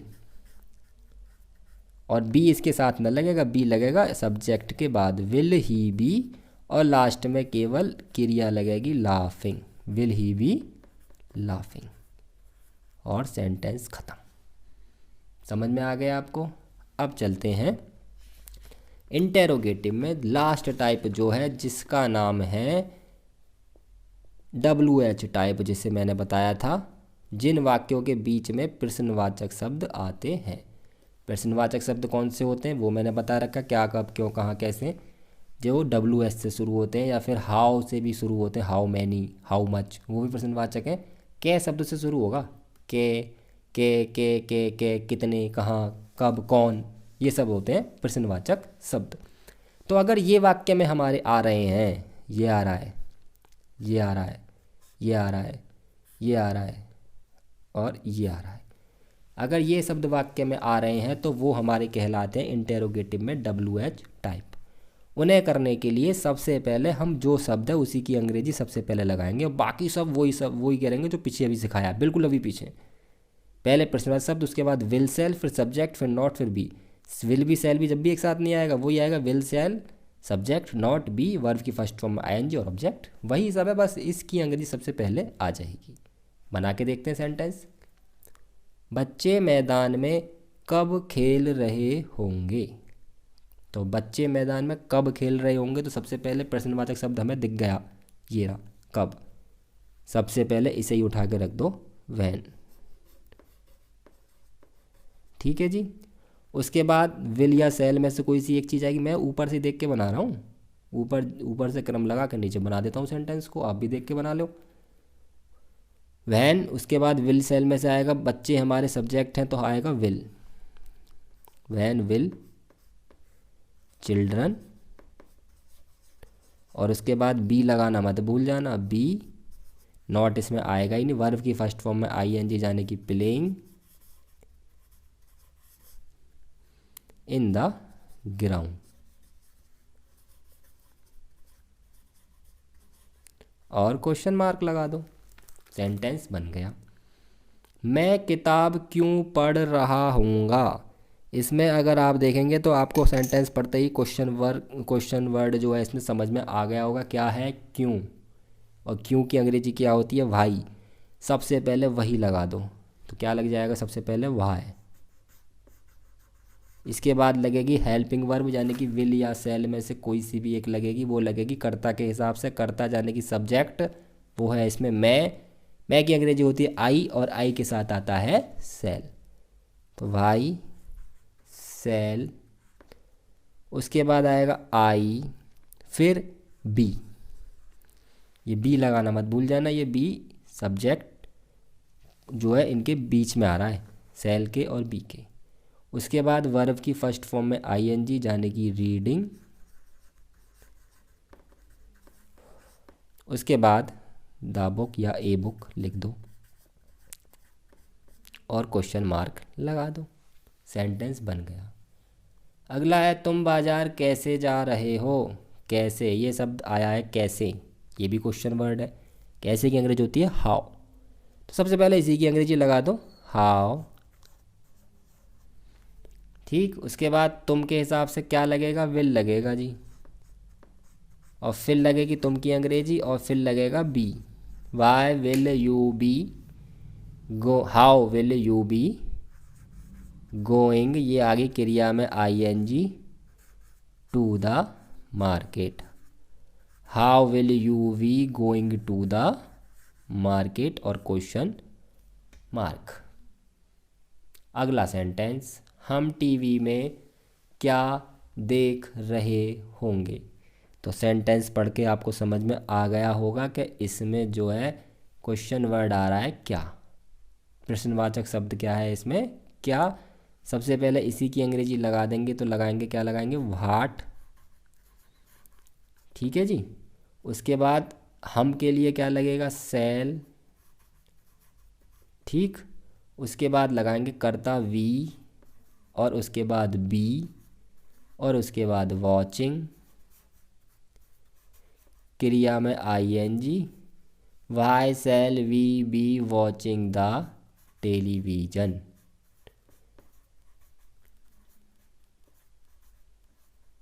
समझ में आ गया आपको? ठीक। अगला है 5वां, वह क्यों नहीं हंस रहा होगा। तो वह क्यों नहीं हंस रहा होगा में सबसे पहले क्यों की अंग्रेजी लगाएंगे, और वो होती है व्हाई। उसके बाद वह के हिसाब से क्या सहायक क्रिया लगेगी, क्योंकि वह क्या है इसमें कर्ता, और कर्ता के हिसाब से सहायक क्रिया लगेगी इसमें विल। उसके बाद लगेगी वह की अंग्रेजी ही, और उसके बाद देखो नहीं आ रहा है इसमें, नहीं के लिए लगेगा इसमें नॉट, और फिर लगेगा बी। ध्यान रखना इस बात को। Why will he not be, not वाला पहले ही आया है, अब तक आया ना कोई सा भी। तो why will he not be laughing, LAUGHING, और कर्म कोई इसमें है नहीं, तो ये हमारा बन गया सेंटेंस पूरा। तो ये हमारा फ्यूचर कंटिन्यूअस भी हो गया ख़त्म। 5 एग्जाम्पल हम बता रहे हैं, पर हम अच्छी तरह समझाने का प्रयास आपको कर रहे हैं। We are trying our best so that you can understand all this type of sentences very easily. अब हम चलते हैं तीसरे टाइप के सेंटेंस की तरफ, जिसका नाम है future perfect tense. Future perfect tense, इसकी पहचान क्या है, इसमें कौन सी सहायक क्रिया लगती है, मुख्य क्रिया की कौन सी फॉर्म लगती है, वो जो आपके सामने पेज पड़ा हुआ है वो आपको दिख रहा होगा, उस पर लिखा हुआ है इसकी पहचान क्या है, सहायक क्रिया क्या है, और इसकी मुख्य क्रिया क्या है। तो सबसे पहले इसे शुरू करते हैं। पहचान क्या है इनकी, इन वाक्यों के अंत में चुका होगा, चुकी होगी, चुके होंगे, चुका होगा, इसके साथ ये चुका चुकी चुके हैं तो है ही हैं, इसके साथ लिया होगा, दिया होगा, यानी कि या होगा। इस शब्द पे गौर करना, या और होगा, या और होगा। ये लिया दिया तो मैंने लिख दिया है, और भी कुछ बन सकता है, पर लास्ट में यही आ रहा होगा, या होगा, या होगा, या ये होगी। ठीक है, ये शब्द आते हैं, ये तो आएंगे, ये तो मेन है, ये तो पहचानना बहुत आसान है। चुका होगा, चुकी होगी, चुके होंगे, चुका होगा आ रहा है तो है ही है। इसके साथ साथ ये शब्द भी आ सकते हैं, तो अभी किसका माना जाएगा, वो फ्यूचर परफेक्ट टेंस। ठीक है। अब इसमें सहायक क्रिया कौन सी होती है, जिसे हम अंग्रेजी में कहते हैं हेल्पिंग वर्ब। आई और वी के साथ आता है शैल हैव, और ही सी दे यू के साथ आता है विल हैव। ठीक, ही सी यू दे मतलब ये नहीं इन चारों के साथ ही, बाकी के साथ कुछ भी हो, मतलब आई और वी के अलावा उनके साथ विल हैव, और आई और वी के साथ शैल हैव। इतना तो पता ही है कि आई और वी के साथ शैल आता है, तो हैव तो लगना ही है, दोनों के साथ सेम है। हैज़ मत लगा देना, कहीं सिंगुलर है तो हैज़ लगा दो, प्लूरल है तो हैव लगा दो, वो तो प्रेजेंट में होते हैं बस। इसमें हैव ही हैव है दोनों में, आई वी के साथ शैल हैव, और ही और सी और बाकी साथ विल हैव। अब ये एक नई बात है, इसे भी ध्यान से सुन लो। हमेशा वर्ब की थर्ड फॉर्म ही लगेगी। देखो वर्ब की 3 फॉर्म होती हैं, एक होती है फर्स्ट फॉर्म, सेकंड फॉर्म और थर्ड फॉर्म। फर्स्ट फॉर्म अभी तक लग रही थी, अब इस सेंटेंस में थर्ड फॉर्म हम यूज करेंगे, इसलिए आपको क्रिया की तीनों फॉर्म ज़्यादा से ज़्यादा याद होनी चाहिए।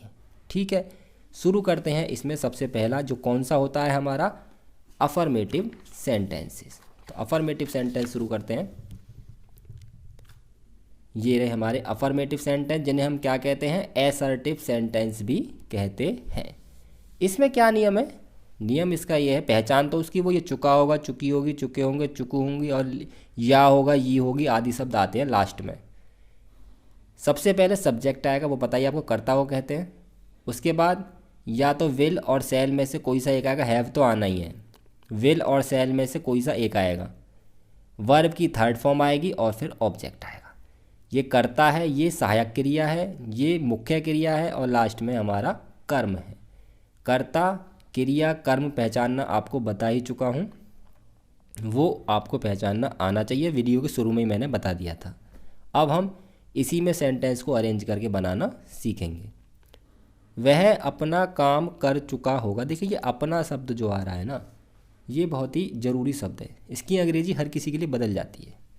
मैं यहाँ पर आपको लिख के बता देता हूँ इसकी अंग्रेजी किस शब्द के लिए किस क्या क्या होती है। जैसे ही के साथ अपना आ रहा है तो ही के साथ अपने की अंग्रेजी लगाते हैं हिज, और सी के साथ अपना शब्द आ रहा तो उसके लगाते हैं हर। ध्यान से सुनना इस बात को, ये अलग से बता रहा हूँ पहले सेंटेंस शुरू करने से पहले। ही के साथ अपने की अंग्रेजी लगाते हैं क्या, हिज। सी के साथ क्या लगाते हैं, हर। दे के साथ आ रहा हो तो देयर, और यू के साथ आ रहा हो तो योर। ठीक। आई के साथ अगर अपना शब्द आए तो माई। और कौन से शब्द होते हैं, वी के साथ आए तो अवर। ये अपने की अंग्रेजी है। अब चलते हैं सेंटेंसों की तरफ। ये मैंने लिख दिया है, ये आपको जरूर पता होना चाहिए। ही के साथ अपने के लिए हिज आता है, सी के साथ हर, दे के साथ दे, यू के साथ योर, आई के साथ माई, वी के साथ अवर। और कोई आएगा तो उसी में बता दूंगा मैं सेंटेंस में ही।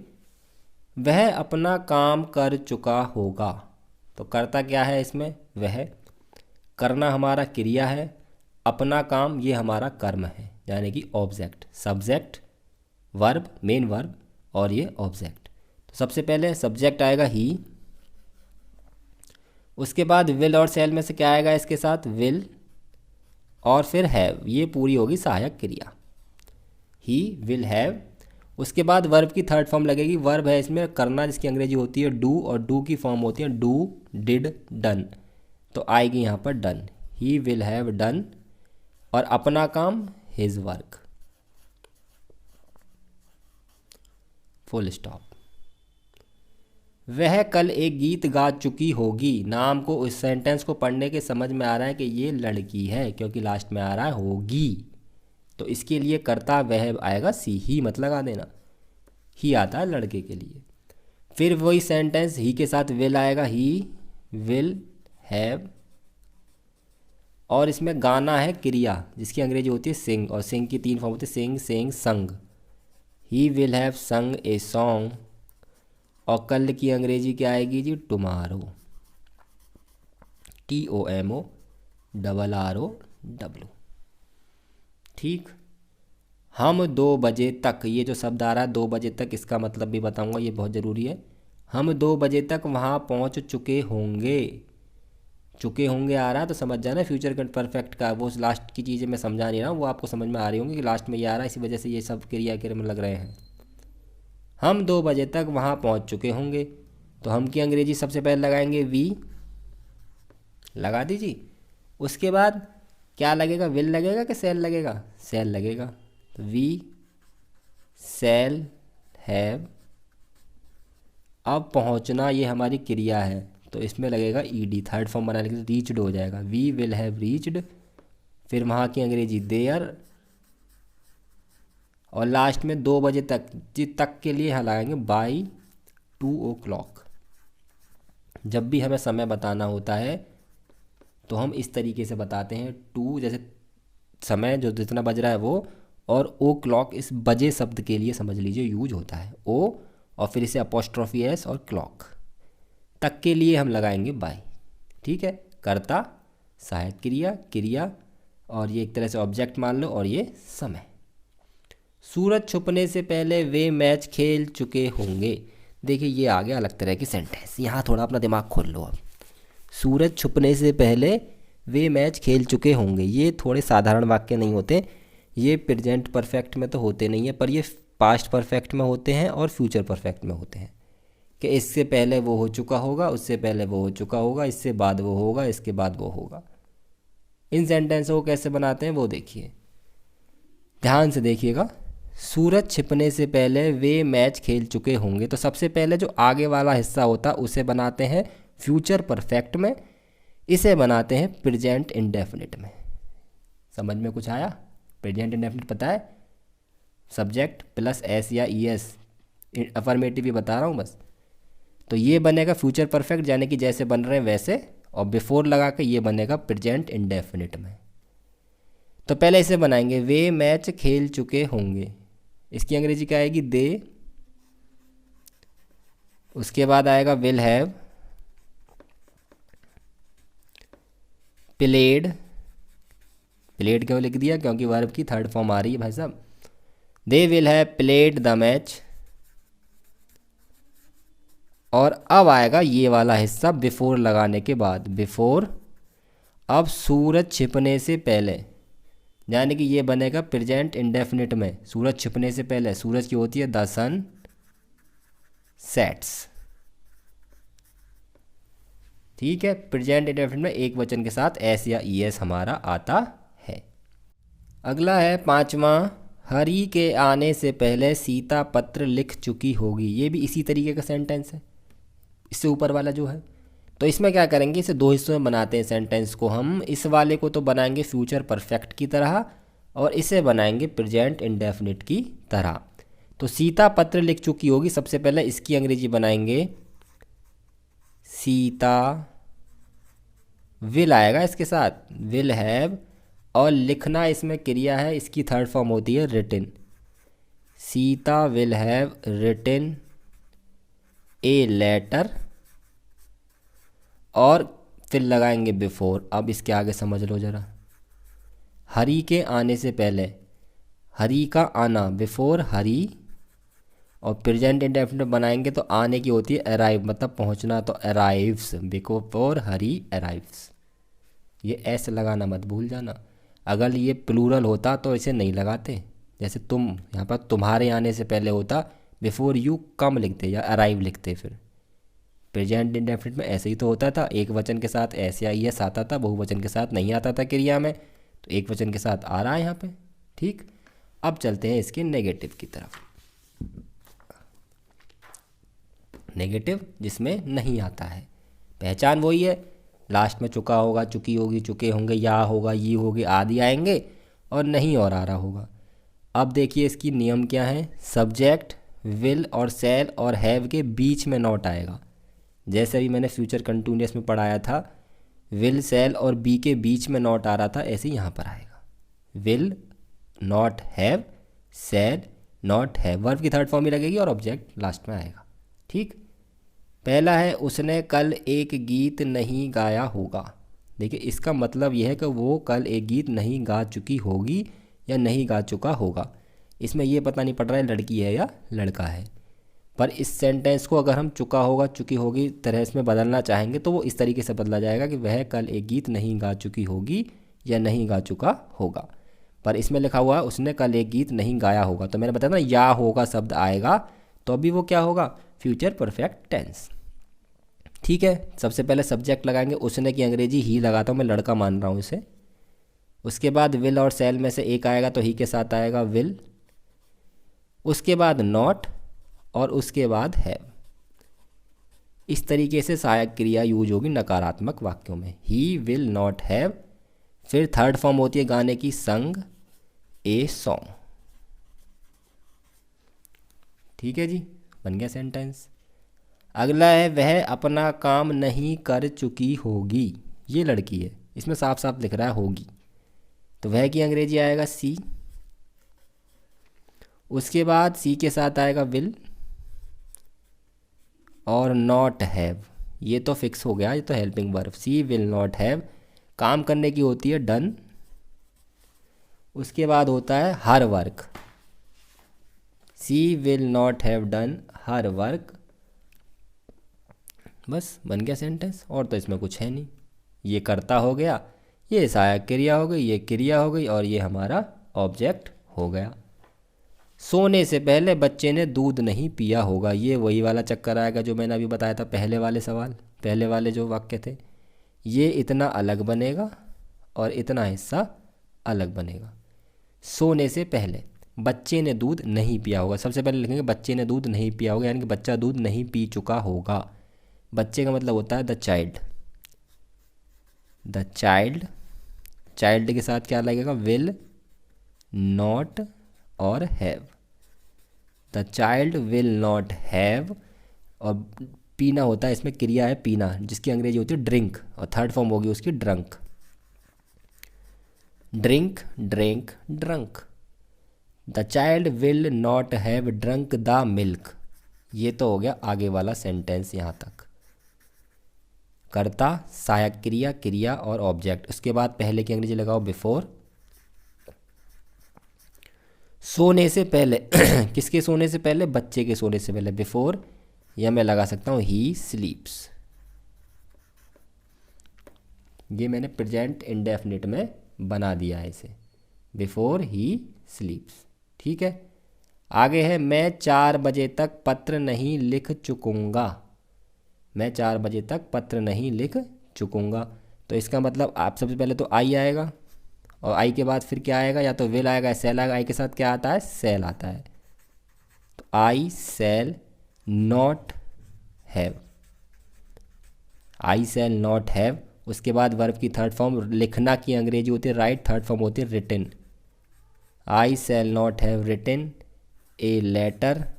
और मैंने अभी पीछे बताया था आपको 4 बजे तक, तो क्या लिखेंगे? बाई। बाई शब्द का यूज होगा 4 o'clock। ये ओ क्लॉक बजे शब्द के लिए यूज हो रहा है। आगे फिर वही पहले वाला आ गया है, तुम्हारे आने से पहले उसने अपना पाठ याद कर लिया होगा। और मैं चुका होगा मैं बनाना चाहूँ तो तुम्हारे आने से पहले वह अपना पाठ याद कर चुका होगा, ऐसे ही बन जाएगा। सबसे पहले इसे बनाएंगे, उसने अपना पाठ याद कर लिया होगा। तो ही विल हैव लर्न, देखिए नेगेटिव है, तुम्हारे उसे पाठ याद नहीं कर लिया होगा। मैं इसमें नहीं लगाना भूल गया हूँ, अब नहीं लगा लिया, क्योंकि नकारात्मक वाक्य सिखा रहा हूँ तो नहीं तो आएगा ही ज़रूर। तो ही विल और नॉट यहाँ आएगा। ही विल नॉट हैव, और इसमें याद करना, इसमें क्रिया है, थर्ड फॉर्म होती है learnt, LEARNT, learnt. He will not have learnt अपना पाठ, ही के साथ अपने की अंग्रेजी क्या बताई थी? His lesson. ये सेंटेंस बन गया आगे वाला, उसने अपना पाठ याद नहीं कर लिया होगा।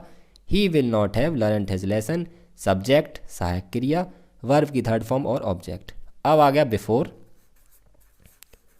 अब देखो इसे समझो, तुम्हारे आने से पहले, बिफोर यू अराइव या यू कम आ सकता है। जैसे अभी पीछे मैंने अराइव लिखा था तो अराइव लिख देता हूँ, पर इसमें एस नहीं लगेगा क्योंकि ये हमारा प्लूरल है। मैंने बताया था ना प्रेजेंट इंडेफिनिट में बनाना है ये वाला सेंटेंस, तो प्रेजेंट इंडेफिनिट में बहुवचन के साथ एस या ई एस नहीं लगाते हैं, तो बिफोर यू अराइव। ठीक है, अब चलते हैं इसके इंटेरोगेटिव वाक्य की तरफ वो भी फर्स्ट टाइप, जो कि है जिन वाक्यों के प्रारंभ में क्या शब्द आता है। इंटेरोगेटिव की फर्स्ट टाइप, जिन वाक्यों के प्रारंभ में क्या शब्द आता है। जैसे क्या वह खाना खा चुका होगा, क्या गाड़ी के आने से पहले हम टिकट नहीं ले चुके होंगे, क्या क्या शब्द सब में आ रहा है, और लास्ट में चुका होगा, चुकी होगी, या होगा, चुके होंगे आदि शब्द आ रहे हैं। तो इन शब्दों में मैंने बताया था सबसे पहले क्या की अंग्रेजी लगाते हैं, और क्या की अंग्रेजी व्हाट नहीं लगाते, लगाते क्या है? सहायक क्रिया। और सहायक क्रिया क्या है इसमें? विल हैव और सेल हैव। तो विल हैव और सेल हैव एक साथ नहीं लगेगा, विल और सेल में से कोई सा एक लगेगा, वो भी लगेगा सब्जेक्ट यानी कर्ता के अनुसार। फिर अगर नहीं आ रहा है तो नॉट लगेगा, फिर हैव लगेगा। जैसे भी फ्यूचर कंटिन्यूअस में बताया था, विल भी और सेल भी एक साथ नहीं लगता, ऐसे यहाँ पे विल हैव और सेल हैव भी एक साथ नहीं लगेगा। विल और सेल लगेगा, फिर सब्जेक्ट, फिर अगर नॉट आ रहा है वाक्य में नहीं है तो नॉट लगा देंगे, वरना तो कोई बात नहीं है, फिर हैव वर्ब की थर्ड फॉर्म और प्लस ऑब्जेक्ट। इसी के हिसाब से सेंटेंस को यहाँ पर बनाना है। क्या वह खाना खा चुका होगा, तो क्या वह खाना खा चुका होगा, सबसे पहले हम देखेंगे वह के अनुसार क्या लगेगा, विल लगेगा कि सेल लगेगा, तो लगेगा यहाँ पर विल। ठीक है, उसके बाद लगाएंगे ही, और उसके बाद लगाएंगे हैव, क्योंकि नॉट तो लगेगा नहीं। विल ही हैव, और खाने की अंग्रेजी होती है ईट, और थर्ड फॉर्म हो जाएगी eaten the food. Will he have eaten the food, question mark, ये जरूर लगाना है। क्या गाड़ी के आने से पहले हम टिकट नहीं ले चुके होंगे, क्या गाड़ी के आने से पहले हम टिकट नहीं ले चुके होंगे, तो ये पहले वाला सेंटेंस जो अभी सिखाया था वैसा हो गया है। तो क्या के लिए पहले लगाएंगे, सबसे पहले हम इसे बनाएंगे, क्या हम टिकट नहीं ले चुके होंगे, और ये बाद में बनाएंगे, इतना सेंटेंस हम बाद में बनाएंगे। सबसे पहले बनाएंगे क्या हम टिकट नहीं ले चुके होंगे, तो क्या के लिए हम के साथ आएगा सेल, सेल वी। अब इसमें देखो नॉट आएगा क्योंकि आ रहा नहीं शब्द, दिख रहा है ना, नहीं मैंने टिक लगाया है। सेल वी नॉट हैव, अब लेने का मतलब होता है टेक, तो होगा take, took, taken. The ticket, shall we not have taken the ticket. इतना बन गया। अब लगाएंगे बिफोर। अब ये बनेगा प्रेजेंट इंडेफिनिट में, गाड़ी के आने से पहले। बिफोर द, गाड़ी के लिए मैंने ट्रेन लगा दिया, बिफोर द ट्रेन अराइव्स, क्योंकि ट्रेन हमारी एक वचन है तो इसमें लगा देंगे अराइव्स। ये थोड़ा टिपिकल होता है, समझना है आपको। ये सेंटेंस प्रेजेंट इंडेफिनिट में बनेगा और ये फिर सादा बनता है जैसे हम बना रहे हैं। क्या पिताजी अखबार नहीं पढ़ चुके होंगे, इसमें भी नहीं शब्द आ रहा है, मतलब यहाँ भी नॉट लगेगा। तो क्या पिताजी, पिताजी के अनुसार लगेगा यहाँ पर विल। विल द फादर, और फिर नॉट हैव आ जाएगा। ऊपर देख लीजिए, उसी हिसाब से नीचे लिख रहा हूँ। देखो विल लग रहा है, सब्जेक्ट हो गया, नॉट हो गया, हैव हो गया। वर्ब की थर्ड फॉर्म लगेगी, वर्ब है इसमें रीड, और रीड की third form read, read, read. Spelling तो वही होती है पढ़ने में, पर हम पढ़ने में बोलते हैं उसे रीड, रेड, रेड। तो लिखेंगे रेड पर स्पेलिंग वही होगी। ये इंग्लिश का फंडा है, स्पेलिंग सेम है, पढ़ने में थर्ड फॉर्म है red. Will the father not have read the newspaper. अखबार को अंग्रेजी में क्या कहते हैं, न्यूज़पेपर। अगला है, क्या उसने कल एक गीत गाया होगा। क्या उसने कल एक गीत गाया होगा, या क्या वह कल एक गीत गा चुका होगा या चुकी होगी, कुछ भी हो सकता है। पर लगेगा तो विल ही, चाहे लड़का हो या लड़की। तो will he have. Will, shall, subject have, not तो लगेगा नहीं, नॉट तो इसमें है नहीं। सिंग गाना है, गाने की थर्ड फॉर्म संग, और लास्ट में object a song. Will he have संग ए सॉन्ग। अगला है, क्या सूरज छिपने से पहले वे मैच खेल चुके होंगे। ये फिर इस तरीके से आ गया, तो हम बनाएंगे पहले क्या वे मैच खेल चुके होंगे की अंग्रेजी, और इसकी बाद में। तो वे के लिए लगेगा तो will he, will they have played the game. Played क्यों लगाया जी, थर्ड फॉर्म लगाइए प्ले की, क्रिया इसमें खेलना ही तो है। प्लेड द गेम, या मैच भी लिख सकते हैं, मैंने गेम लिख दिया है, चलो। अब लगाओ पहले की बिफोर। अब यहाँ पे ध्यान देना, सूरज छिपने से पहले, बिफोर द सन सेट्स। ठीक है, ये बन गया प्रेजेंट इंडेफिनिट में। ठीक है, will they have played the game before the sun sets.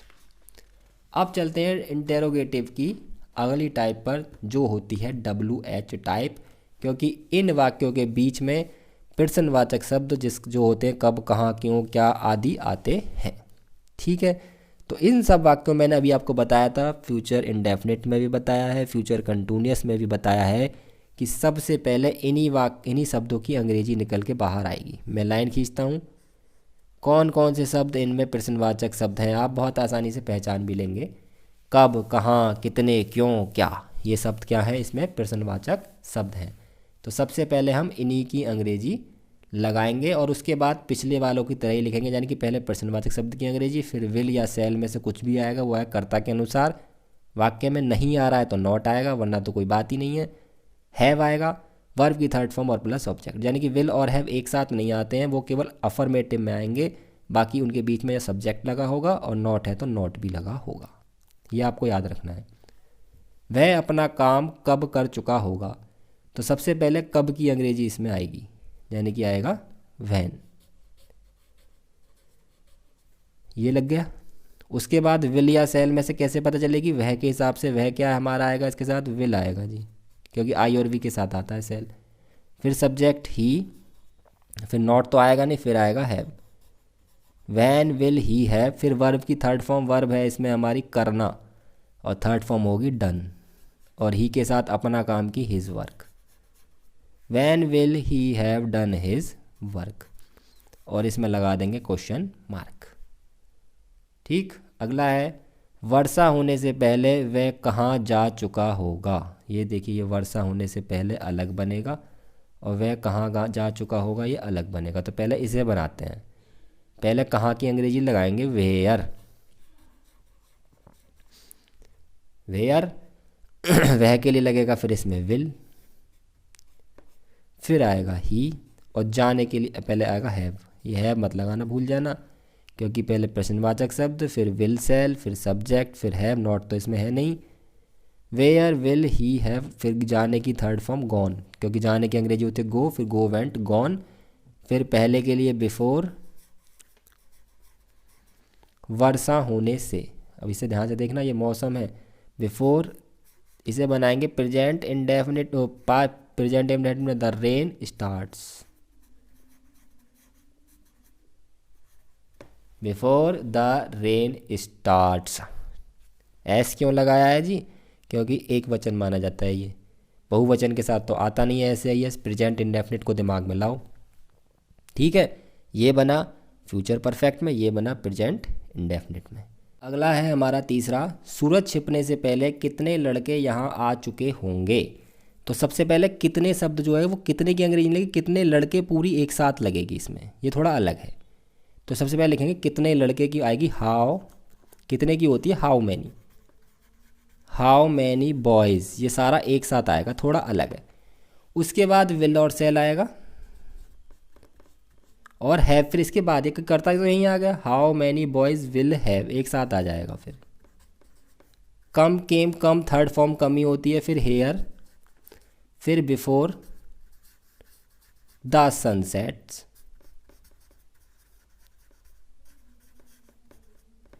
ठीक है जी।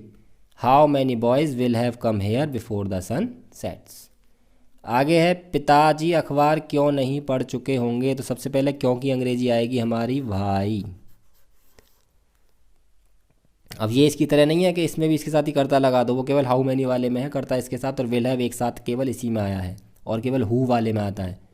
वाई के साथ फिर पिताजी के लिए लगेगा विल, फिर कर्ता लगेगा द फादर, फिर लगेगा हैव, फिर third form read, red, red, spelling वही है पर पढ़ते क्या है रेड, द न्यूज़पेपर,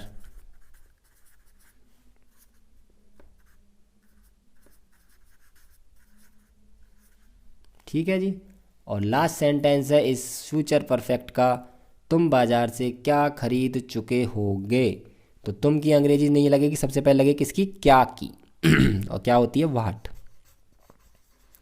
फिर तुम के हिसाब से लगेगा इसमें विल, क्योंकि सब्जेक्ट तुम है, उसके बाद यू, और उसके बाद हैव, और उसके बाद खरीदना होता है बाई, और उसकी थर्ड फॉर्म होती है bought. What will you have bought बाजार से, फ्रॉम द मार्केट, और लास्ट में लगा देंगे क्वेश्चन मार्क, ठीक है। तो ये हमारा फ्यूचर परफेक्ट टेंस भी ख़त्म हो चुका है। अब बचा है फ्यूचर परफेक्ट कंटिन्यूअस टेंस। अभी वीडियो ख़त्म नहीं हुई है और चलेगी जब तक हम पूरे फ्यूचर टेंस को ख़त्म नहीं कर देते हैं, ठीक है। तो चलते हैं फ्यूचर परफेक्ट कंटिन्यूअस टेंस की तरफ। अब है हमारा फ्यूचर टेंस में सबसे लास्ट और चौथे नंबर वाला टेंस, जिसका नाम है फ्यूचर परफेक्ट कंटिन्यूअस टेंस। यानी कि इसमें परफेक्ट भी आ रहा है और कंटिन्यूअस भी आ रहा है। जब कंटिन्यूअस का मतलब मैंने बताया था, जहाँ भी ये शब्द आ रहा होगा समझ लीजिए वहाँ पर रहा शब्द ज़रूर आ रहा होगा, और साथ में वर्ग में आईएनजी ज़रूर लगता है। तो इन वाक्यों की क्या पहचान है, इन वाक्यों के अंत में रहा होगा, रही होगी, रहे होंगे, रहा होगा आदि शब्द आते हैं। ये तो फ्यूचर कंटिन्यूअस में भी आते थे। आपके दिमाग में यही बात उठेगी अगर आप क्लास को हमारी शुरू से बिल्कुल ध्यान से पढ़ रहे हैं तो, कि ये जो शब्द है ये तो फ्यूचर कंटिन्यूअस में भी आते थे, फिर इसमें और उसमें क्या अंतर है। अंतर मैं अब लिखता हूँ, तथा इसमें समय दिया होता है। ये सबसे मेन अलग बात है फ्यूचर कंटिन्यूअस और फ्यूचर परफेक्ट कंटिन्यूअस के बीच। इसमें समय दिया होता, उसमें नहीं दिया होता। समझ में आ गया। सहायक क्रिया क्या है, हेल्पिंग वर्ब क्या है इसमें, विल हैव बीन या फिर शैल हैव बीन। एक वचन के साथ वो आई और वी के साथ शैल हैव बीन, और बाकी सब जो है उनके साथ विल हैव बीन इसमें यूज होगा।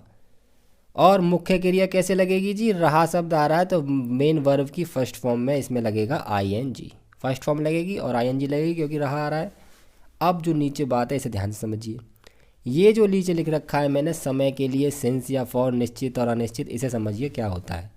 देखिए इसमें समय दिया होता है तो समय की अंग्रेजी भी लगती है, तो जहाँ भी समय की अंग्रेजी लगाएंगे, जैसे 2 बजे 2 o'clock, 2 घंटे 2 आवर्स, तो उससे पहले सिंस या फॉर ज़रूर लगाएंगे। अब ये सिंस या फॉर का क्या चक्कर है वो समझिए। देखिए सिंस लगाएंगे वहाँ पर जहाँ होगा समय निश्चित, निश्चित समय के लिए सिंस यूज होता है। निश्चित समय क्या होता है, अब ये पूछोगे आप। निश्चित समय होता है जैसे 2 बजे, 2 बजे फिक्स है, भले ही वो रात के दिन के उससे फ़र्क नहीं पड़ता, पर 2 बजे हमें पता है। सोमवार दिन फिक्स है सोमवार। जनवरी सुबह शाम दोपहर रात, ये नहीं कि सोमवार तो बस सोमवार ही, मतलब कोई भी दिन का नाम हो, सोमवार मंगल बुध बृहस्पति, वो तो क्या माना जाएगा, निश्चित समय क्या आएगा, सिंस। 2 बजे 3 बजे 4 बजे 5 बजे कोई भी समय निश्चित दिया होगा, क्या आएगा, सिंस। महीने का नाम होगा जनवरी फरवरी मार्च अप्रैल, तो क्या आएगा, सिंस। सुबह दोपहर शाम रात कोई समय का मान होगा तो क्या आएगा, सिंस। कोई सन दिया होगा 1965 1930, तो क्या आएगा, सिंस। ठीक है, तो जो भी इस तरीके के टाइम दिए होंगे, इसमें आदि और भी निश्चित समय होते हैं, कोई ऋतु का नाम होता है तो भी क्या आता है, हमारा सिंस आता है। अब फॉर कहाँ आएगा, फॉर आता है अनिश्चित समय के लिए। अनिश्चित समय क्या होता है, अब जैसे 2 घंटे, अब हमें ये नहीं पता कि 2 घंटे कौन से हैं। 2 दिन, अब हमें ये नहीं पता 2 दिन कौन से हैं। 2 महीने कौन से हैं, 2 साल कौन से हैं, कौन से 2 साल हैं वो, 2001 2002 हैं, कौन से 2 दिन है वो, सोमवार मंगलवार है, मंगल बुध है, बुध बृहस्पति है, कौन से 2 दिन है। तो वो 2 दिन जब हमें पता ही नहीं है तो वो होता है हमारा अनिश्चित समय, और यूज करते हैं हम उसके लिए फॉर। इसमें और भी होते हैं, इसलिए इसमें भी लिख देता हूँ मैं आदि। तो समझ में आया आपको। फ्यूचर परफेक्ट कंटिन्यूअस टेंस में हेल्पिंग वर्ब लगेगी, will have been, shall have been, verb की फर्स्ट फॉर्म में आईएनजी और सिंस या फॉर जरूर लगाना है। अब चलते हैं इनके सेंटेंसों की तरफ। सबसे पहला है हमारा affirmative sentence, assertive sentence, simple sentence. नियम वही है, सब्जेक्ट आएगा सबसे पहले, फिर विल शैल आएगा, हैव बीन यानी कि will have been shall have been एक साथ ही लिख सकता था पर मैंने अलग अलग लिख दिया है। वर्ब की फर्स्ट फॉर्म में आईएनजी आएगी, ऑब्जेक्ट आएगा और सबसे लास्ट में आएगा सिंस फॉर, या तो सिंस आएगा या फॉर आएगा, और फिर लास्ट में टाइम जो हमें दे रखा होगा वो। ठीक है, अब इसी में हम अरेंजमेंट करके वाक्य को बनाना सीखते हैं। पिताजी 10 मिनट से अखबार पढ़ रहे होंगे। तो देखिए इसमें यहाँ पर आ गया टाइम 10 मिनट। ठीक है, तो अब समय आ गया, रहे होंगे दे रखा है, तो समझ लीजिए फ्यूचर परफेक्ट कंटिन्यूअस का टेंस है। इसमें हेल्पिंग वर्ब है, विल हैव बीन और शैल हैव बीन। तो पिताजी के लिए लिखेंगे द फादर। ठीक, उसके बाद फादर के साथ क्या आएगा, विल हैव बीन, क्योंकि आई और वी के साथ शैल आता है, बाकी सबके साथ will. The father will have been.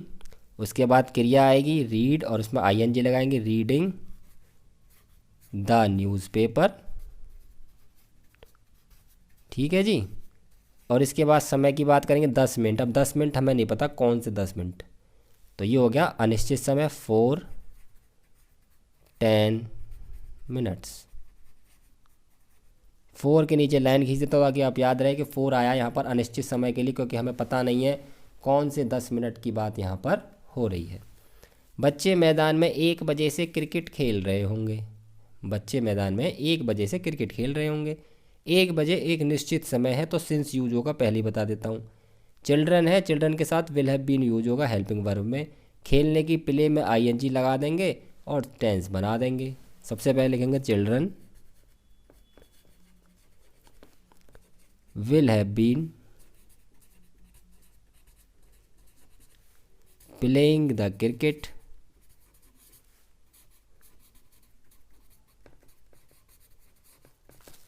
ठीक, कहाँ पर, मैदान में, इन द ग्राउंड। कब से, 1 बजे से। 1 बजे निश्चित समय है, बिल्कुल एक मतलब एक, तो कैसे लिखेंगे, सिंस 1 o'clock। मैं इससे पहले ही बता चुका हूँ समय लिखना, ऐसे ओ अपोस्ट्रोफी एस लगा के क्लॉक लिखते हैं, इसका मतलब बजे के लिए होता है।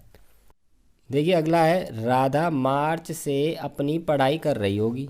तो इसमें मार्च जो है वो एक निश्चित समय है, मार्च मतलब पता है हमें, तो Radha will have been studying since March. ठीक है, अगला है वह 3 दिन से मेरा इंतज़ार कर रहा होगा। वह 3 दिन से मेरा इंतज़ार कर रहा होगा, तो ये तो करता हो गया। इंतज़ार करना ये होगी क्रिया, मेरा हो गया कर्म, और 3 दिन से ये समय है हमारा, और निश्चित नहीं है, अनिश्चित समय, पता नहीं कौन से 3 दिन है, तो क्या आएगा, फॉर आएगा इसके लिए। तो सबसे पहले लिखेंगे he will have been waiting. अब मेरे की अंग्रेजी लिख देंगे, कर्ता आ गया, सहायक क्रिया आ गई, क्रिया में आईएनजी लगी, उसके बाद क्या है, ऑब्जेक्ट है, यानी कि फॉर मी। खाली मी मत लिख देना, थोड़ा सा तो इधर उधर इंग्लिश में आपको दिमाग भी रखना पड़ेगा। फॉर मी, और उसके बाद फॉर 3 डेज, THREE3DAYS डेज। आगे है, मैं 2013 से उसका कंप्यूटर इस्तेमाल कर रहा हूँगा।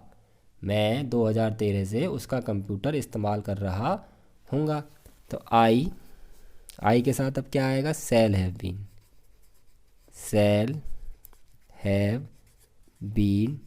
अब इस्तेमाल करना है, इसमें क्रिया यानी इसकी उसकी अंग्रेजी होती है यूज, तो इसमें लगाएंगे यूजिंग, USING, यूजिंग उसका कंप्यूटर, हिज कंप्यूटर। हिज की अंग्रेजी यहाँ पर अपने की वाली नहीं है, इसमें उसका कंप्यूटर की है, हिज कंप्यूटर सिंस 2013। ये एक निश्चित समय है, तो यहाँ पर 2013 आएगा। दूसरे प्रकार का टेंस है फ्यूचर परफेक्ट कंटिन्यूअस टेंस में नेगेटिव सेंटेंस। नेगेटिव सेंटेंस की पहचान क्या है, इन वाक्यों के बीच में नहीं शब्द आता है, ठीक है, और नहीं शब्द आ रहा होगा जहाँ समझ जाना वहाँ नेगेटिव है। इसका नियम क्या है वो ध्यान से देख लें। सबसे पहले सब्जेक्ट आएगा, फिर इसमें जो हेल्पिंग वर्ब क्या है, विल हैव बीन और सेल हैव बीन है ना, तो नॉट उनके बीच में आएगा, ये आपको याद रखना है। जैसे पीछे भी आया था फ्यूचर कंटिन्यूअस में विल बी के बीच में नॉट आया था, will not be, shall not be. Future perfect में भी will not have, shall not have. तो ऐसे ही इसमें है, will not have been, shall not have been, यानी कि नॉट हमेशा इनके बीच में ही आना है। वर्ब की फर्स्ट फॉर्म में आईएनजी, ऑब्जेक्ट, सिंस, फॉर और टाइम, बाकी वो सब पुराना ही है, मेन चीज़ बस यही है, नॉट इनके बीच में आएगा। बच्चे सुबह से शोर नहीं मचा रहे होंगे। सब्जेक्ट है इसमें बच्चे यानी कि चिल्ड्रन। उसके बाद विल नॉट हैव बीन, ठीक है जी। मेकिंग ए नॉइज, शोर मचाने की होती है मेकिंग ए नॉइज, ये आपको कुछ याद रखनी है, मेकिंग ए नॉइज। और यहाँ तक बन गया। अब सुबह से हमारा एक निश्चित समय है, सिंस मॉर्निंग।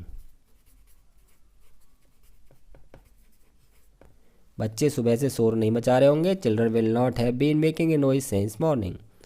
हम सोमवार से स्कूल नहीं जा रहे होंगे, तो ये भी एक निश्चित समय है, सोमवार। वी, अब वी के साथ आएगा सेल, वी सेल, देखिए नॉट के नीचे अंडरलाइन कर देता हूँ, कहाँ लग रहा है ध्यान रहे आपको। ऐसे ही यहाँ आएगा we shall shall not have been going to school since Monday, क्योंकि यहाँ पर एक निश्चित समय है सोमवार, ठीक है जी। आगे माली 10 बजे से पौधों को पानी नहीं दे रहा होगा। अब नहीं आ गया तो यहाँ पर नहीं तो सब में आ ही रहा है, माली 10 बजे से पौधों को पानी नहीं दे रहा होगा, तो माली की होती है गार्डनर, तो द गार्डनर, GARDENER, गार्डन मतलब होता है बगीचा, ER लगा दो तो बगीचे की रखवाली करने वाला जाने की माली, द गार्डनर। उसके बाद आएगा विल नॉट हैव बीन, फिर पानी देना किसे, पौधों को, वाटरिंग आता है, पानी देने का होता है वाटरिंग, द प्लांट्स। 10 बजे, 10 बजे भी निश्चित समय है, सिंस 10 o'clock, ये हमारा बन गया। समझ में आ रहा है आपको। करता है, ये सहायक क्रिया है, ये वर्ब में आईएनजी, ये ऑब्जेक्ट, और लास्ट में सिंस, फॉर और टाइम। जो ऊपर लिख रहा है उसी हिसाब से नीचे बना रहा हूँ। वह 1 बजे से कपड़े नहीं धो रहे होंगे। 1 बजे भी एक निश्चित समय है, तो वह की अंग्रेजी आएगा ही विल नॉट हैव और बीन, ये एक साथ आएगा, he will not have been washing the clothes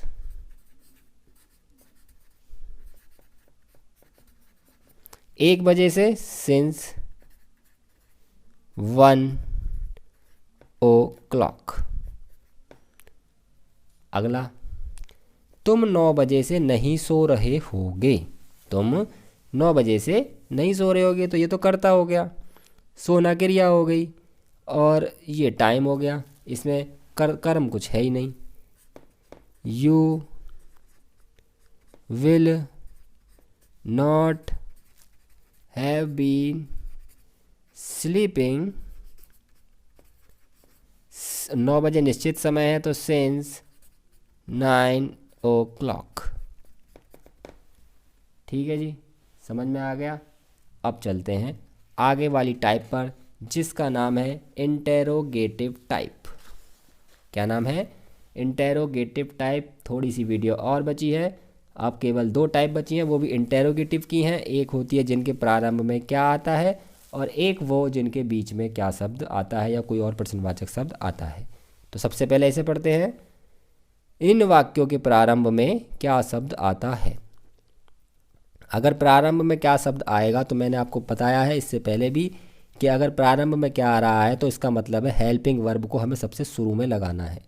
helping verb क्या है इसमें? Will have been, shall have been, पर वो एक साथ नहीं लगेगी। विल, शैल, सब्जेक्ट, अगर नॉट है तो नॉट, और फिर हैव बीन, यानी कि ये सारा क्रम एक साथ रहेगा। नॉट यहाँ पर जब ही लगेगा जब वाक्य में नहीं दे रखा हो, वरना ये नहीं लगेगा, इसलिए मैंने लाल से इसे लिखा है। तो पहले लगेगा विल या शैल, फिर सब्जेक्ट, फिर हैव बीन, फिर वर्ब की फर्स्ट फॉर्म में ING, object, since, for, time, वो सब पुराना वाला ही है। आपको बस यही हमेशा याद रखना है कि शुरू में अगर क्या शब्द आ रहा है, इसका मतलब सबसे पहले हमारा लगेगा विल या शैल। तो सबसे पहले मैं लगाता हूँ यहाँ पर, क्या मैं 1 घंटे से छत पर पतंग उड़ा रहा हूँगा। तो मैं के लिए पहले लगेगा शैल, शैल आई, और उसके बाद हैव बीन, क्योंकि नॉट तो लगेगा नहीं। शैल आई हैव बीन, पतंग उड़ाने की होती है फ्लाइंग द काइट।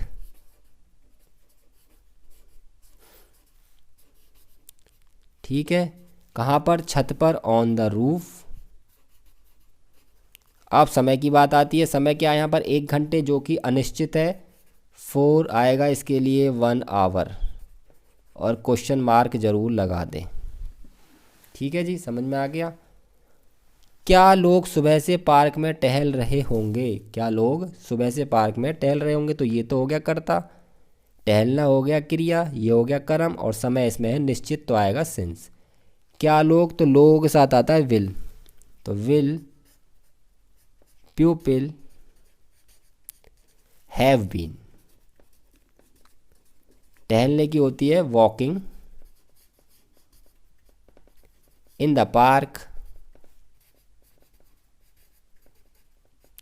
सुबह से, सिंस मॉर्निंग, और क्वेश्चन मार्क। क्या हम 1 घंटे से नदी में नहीं नहा रहे होंगे? देखिए इसमें नहीं शब्द आ गया है, मतलब इसमें ये नॉट जो है ये एक्टिवेट हो जाएगा, इसमें ये आ जाएगा बीच में, जहाँ है वहीं पर, सब्जेक्ट के बाद और हैव बीन से पहले। कैसे आएगा वो देखिए, हम के लिए पहले आएगा सेल, उसके बाद आएगा वी, और फिर आएगा not have been. Shall we not have been. इसके बाद क्या है, किसकी बारी है? वर्ब की। वर्ब क्या है इसमें? नहाना, बाथिंग इन द रिवर, नदी में ऑब्जेक्ट आ गया।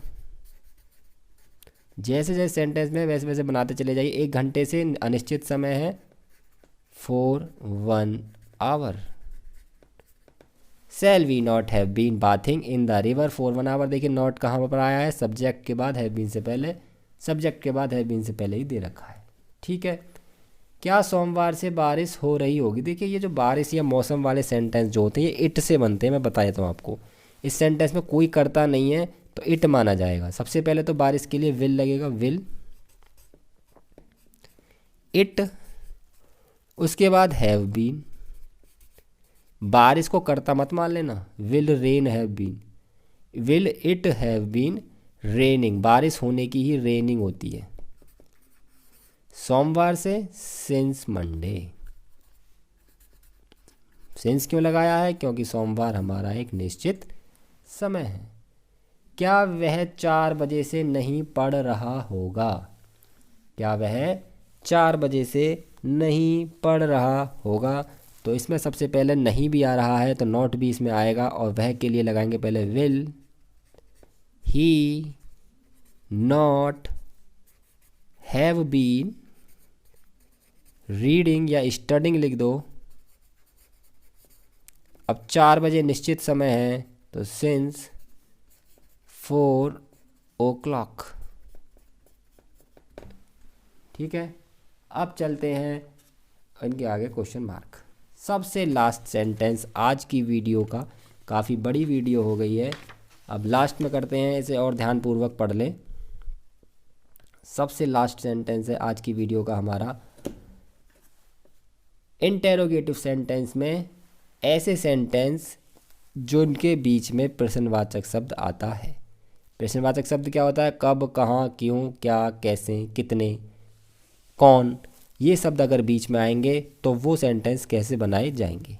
देखिए, उन सेंटेंस को बनाने के लिए सबसे पहले क्या करते हैं, इन्हीं शब्दों की अंग्रेजी सबसे पहले लगाते हैं। नियम क्या है? प्रश्नवाचक शब्द सबसे पहले आएगा, उसके बाद आएगी सहायक क्रिया, पर वो एक साथ नहीं आएगी जैसे पीछे नहीं आई थी। पहले आएगा विल या सेल, फिर सब्जेक्ट आएगा, फिर अगर नॉट है तो नॉट आएगा, वरना तो नहीं, फिर हैव बीन प्लस वर्ब की फर्स्ट फॉर्म में आईएनजी तो लगेगी ही, प्लस ऑब्जेक्ट और सिंस फॉरवर्ड टाइम। यानी कि केवल प्रश्नवाचक शब्द उठ के सबसे पहले आएगा, बाकी पिछले वाले क्या वाले जो वाक्य हैं ये उन्हीं की तरह ही बनाने हैं। वह सुबह से क्या कर रहा होगा, तो सबसे पहले मैं अंडरलाइन कर दूं कि इसमें क्या शब्द है, क्यों है, कहाँ है, क्यों है और क्यों है, ये शब्द इसमें प्रश्नवाचक हैं। तो वह सुबह से क्या कर रहा होगा, तो सबसे पहले क्या की अंग्रेजी लगाओ, व्हाट। इसके बाद कर्ता के अनुसार यहाँ आएगा विल, इसके बाद कर्ता आएगा, देखो व्हाट आ गया, विल आ गया, इसके बाद सब्जेक्ट है ही, नॉट इसमें है कि फिर आएगा हैव बीन, हैज़ बीन मत लगा देना कहीं भी, सबके साथ हैव बीन ही है। उसके बाद वर्ब है इसमें डूइंग, डू है इसमें आईएनजी लगा देंगे डूइंग, कर्ता कुछ है नहीं, कर्म कुछ है नहीं, और सिंस फॉर आएगा, सुबह का मतलब सिंस और मॉर्निंग। बस जैसा जैसा है वैसा वैसा इसमें फिट करते जाइए, आपका सेंटेंस बन जाएगा question mark. What will he have been doing since morning. बंदर 1 घंटे से क्यों लड़ रहे होंगे, बंदर बहुत सारे हैं, बंदर मतलब मंकीज लगेगा इसमें। बंदर 1 घंटे से क्यों लड़ रहे होंगे, तो पहले क्यों की अंग्रेजी आएगी वाई, और बंदर के लिए लगेगा विल, और फिर आएगा monkeys, why will the monkeys, फिर हैव बीन क्योंकि नॉट तो इसमें है नहीं, और लड़ने की होती है क्वेरल, उसमें लगाएंगे आईएनजी, QUARRELING, क्वेरलिंग। 1 घंटे से 4 1 आवर। ठीक है, अगला है मोर सुबह से कहाँ नाच रहे होंगे।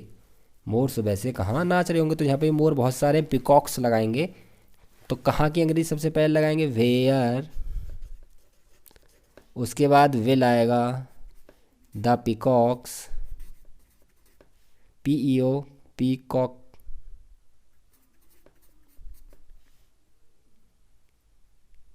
PEAPOCK, where will the peacocks have been dancing. अब देखें जरा ऊपर सही बैठ रहा है कि नहीं, देखिए प्रश्नवाचक शब्द आ गया, विल या सेल में से विल आएगा, सब्जेक्ट आ गया, नॉट इसमें है नहीं तो हैव बीन आ गया, वर्ब की फर्स्ट फॉर्म में आईएनजी आ गई, उसके बाद ऑब्जेक्ट इसमें कुछ है नहीं, सिंस फॉर और टाइम तो सिंस आएगा क्योंकि इसमें मॉर्निंग है, सुबह निश्चित समय है तो सिंस मॉर्निंग और क्वेश्चन मार्क। अब चलते हैं चौथे की तरफ। मोहन 2 दिन से दिल्ली क्यों नहीं जा रहा होगा। मोहन 2 दिन से दिल्ली क्यों नहीं जा रहा होगा, तो सबसे पहले प्रश्नवाचक शब्द है इसमें क्यों, उसकी अंग्रेजी उठा के लगा दो सबसे पहले वाई। इसके बाद या तो विल लगेगा या सेल लगेगा, तो मोहन के हिसाब से लगेगा सबसे पहले विल, उसके बाद लगेगा सब्जेक्ट यानी कि मोहन, और फिर नहीं शब्द आ रहा है इसमें तो नॉट हैव बीन, नॉट शब्द लगा देना इसमें, जहाँ भी है सब्जेक्ट के बाद है, हैव बीन से पहले है नॉट, और उसके बाद क्रिया है इसमें जाना तो गोइंग आ जाएगा, और कहाँ जा रहा है टू दिल्ली, और 2 दिन। 2 दिन निश्चित है अनिश्चित है? अनिश्चित, पता नहीं कौन से 2 दिन है जी। 4 2 days क्वेश्चन मार्क। अब आज की वीडियो का सबसे लास्ट सेंटेंस, मैं 1994 से यहाँ क्यों नहीं रह रहा हूँगा। इसमें भी नहीं आ रहा है और 1994 एक निश्चित समय है तो सिंस इसमें आएगा। तो सबसे पहले लगाएंगे क्यों की अंग्रेजी वाई, इसके बाद मैं के लिए आएगा सेल, उसके बाद सब्जेक्ट आई और उसके बाद आएगा नॉट क्योंकि इसमें नहीं आ रहा है, ये रहा। उसके बाद आएगा हैव बीन, इसके बाद क्रिया है रहना, रहने की क्रिया होती है लिविंग, लिव होती है पर आईएनजी लगाएंगे लिविंग, और फिर यहाँ की होती है हेयर। और अब बचा हमारा केवल समय जो कि निश्चित है, तो लिख देंगे सिंस 1994 और क्वेश्चन मार्क। तो आज की वीडियो में हमने आपको फ्यूचर टेंस के चारों टेंसों को पढ़ा दिया है। Future indefinite tense, future continuous tense, future perfect tense और फ्यूचर परफेक्ट कंटिन्यूअस टेंस। चारों के अलग अलग 4 प्रकार होते हैं, वो सब हमने आज की वीडियो में कवर किए हैं। वीडियो थोड़ी लंबी हो गई है। अगर आपको वीडियो अच्छी लगी हो तो वीडियो को लाइक कर दीजिए, शेयर कर दीजिए। कोई डाउट हो किसी भी प्रकार के सेंटेंस में तो वो हमें कमेंट करके बताइए, हम उसका सॉल्यूशन सजेशन आपको ज़रूर देंगे। अगर आपने अभी तक हमारे चैनल को सब्सक्राइब नहीं किया है तो चैनल को सब्सक्राइब भी ज़रूर कर लें, क्योंकि हमारे चैनल पर आपकी स्टडी से रिलेटेड वीडियो लगातार अपडेट होती रहती हैं। इसके अलावा हमारी प्लेलिस्ट में जाके इन टेंसों से रिलेटेड जो भी वीडियोस पड़ी हैं, प्रेजेंट टेंस की, पास्ट टेंस की, फ्यूचर टेंस की हमने अभी बनाई है, उन्हें देख लें। इसके बाद एक्टिव पैसिव, डायरेक्ट इनडायरेक्ट और जो भी ग्रामर का वर्क होगा उसकी वीडियो अपलोड होती ज़रूर रहेंगी। तो चैनल को सब्सक्राइब ज़रूर कर लें। आज की वीडियो यहीं ख़त्म होती है। वीडियो देखने के लिए आप सभी का बहुत बहुत धन्यवाद।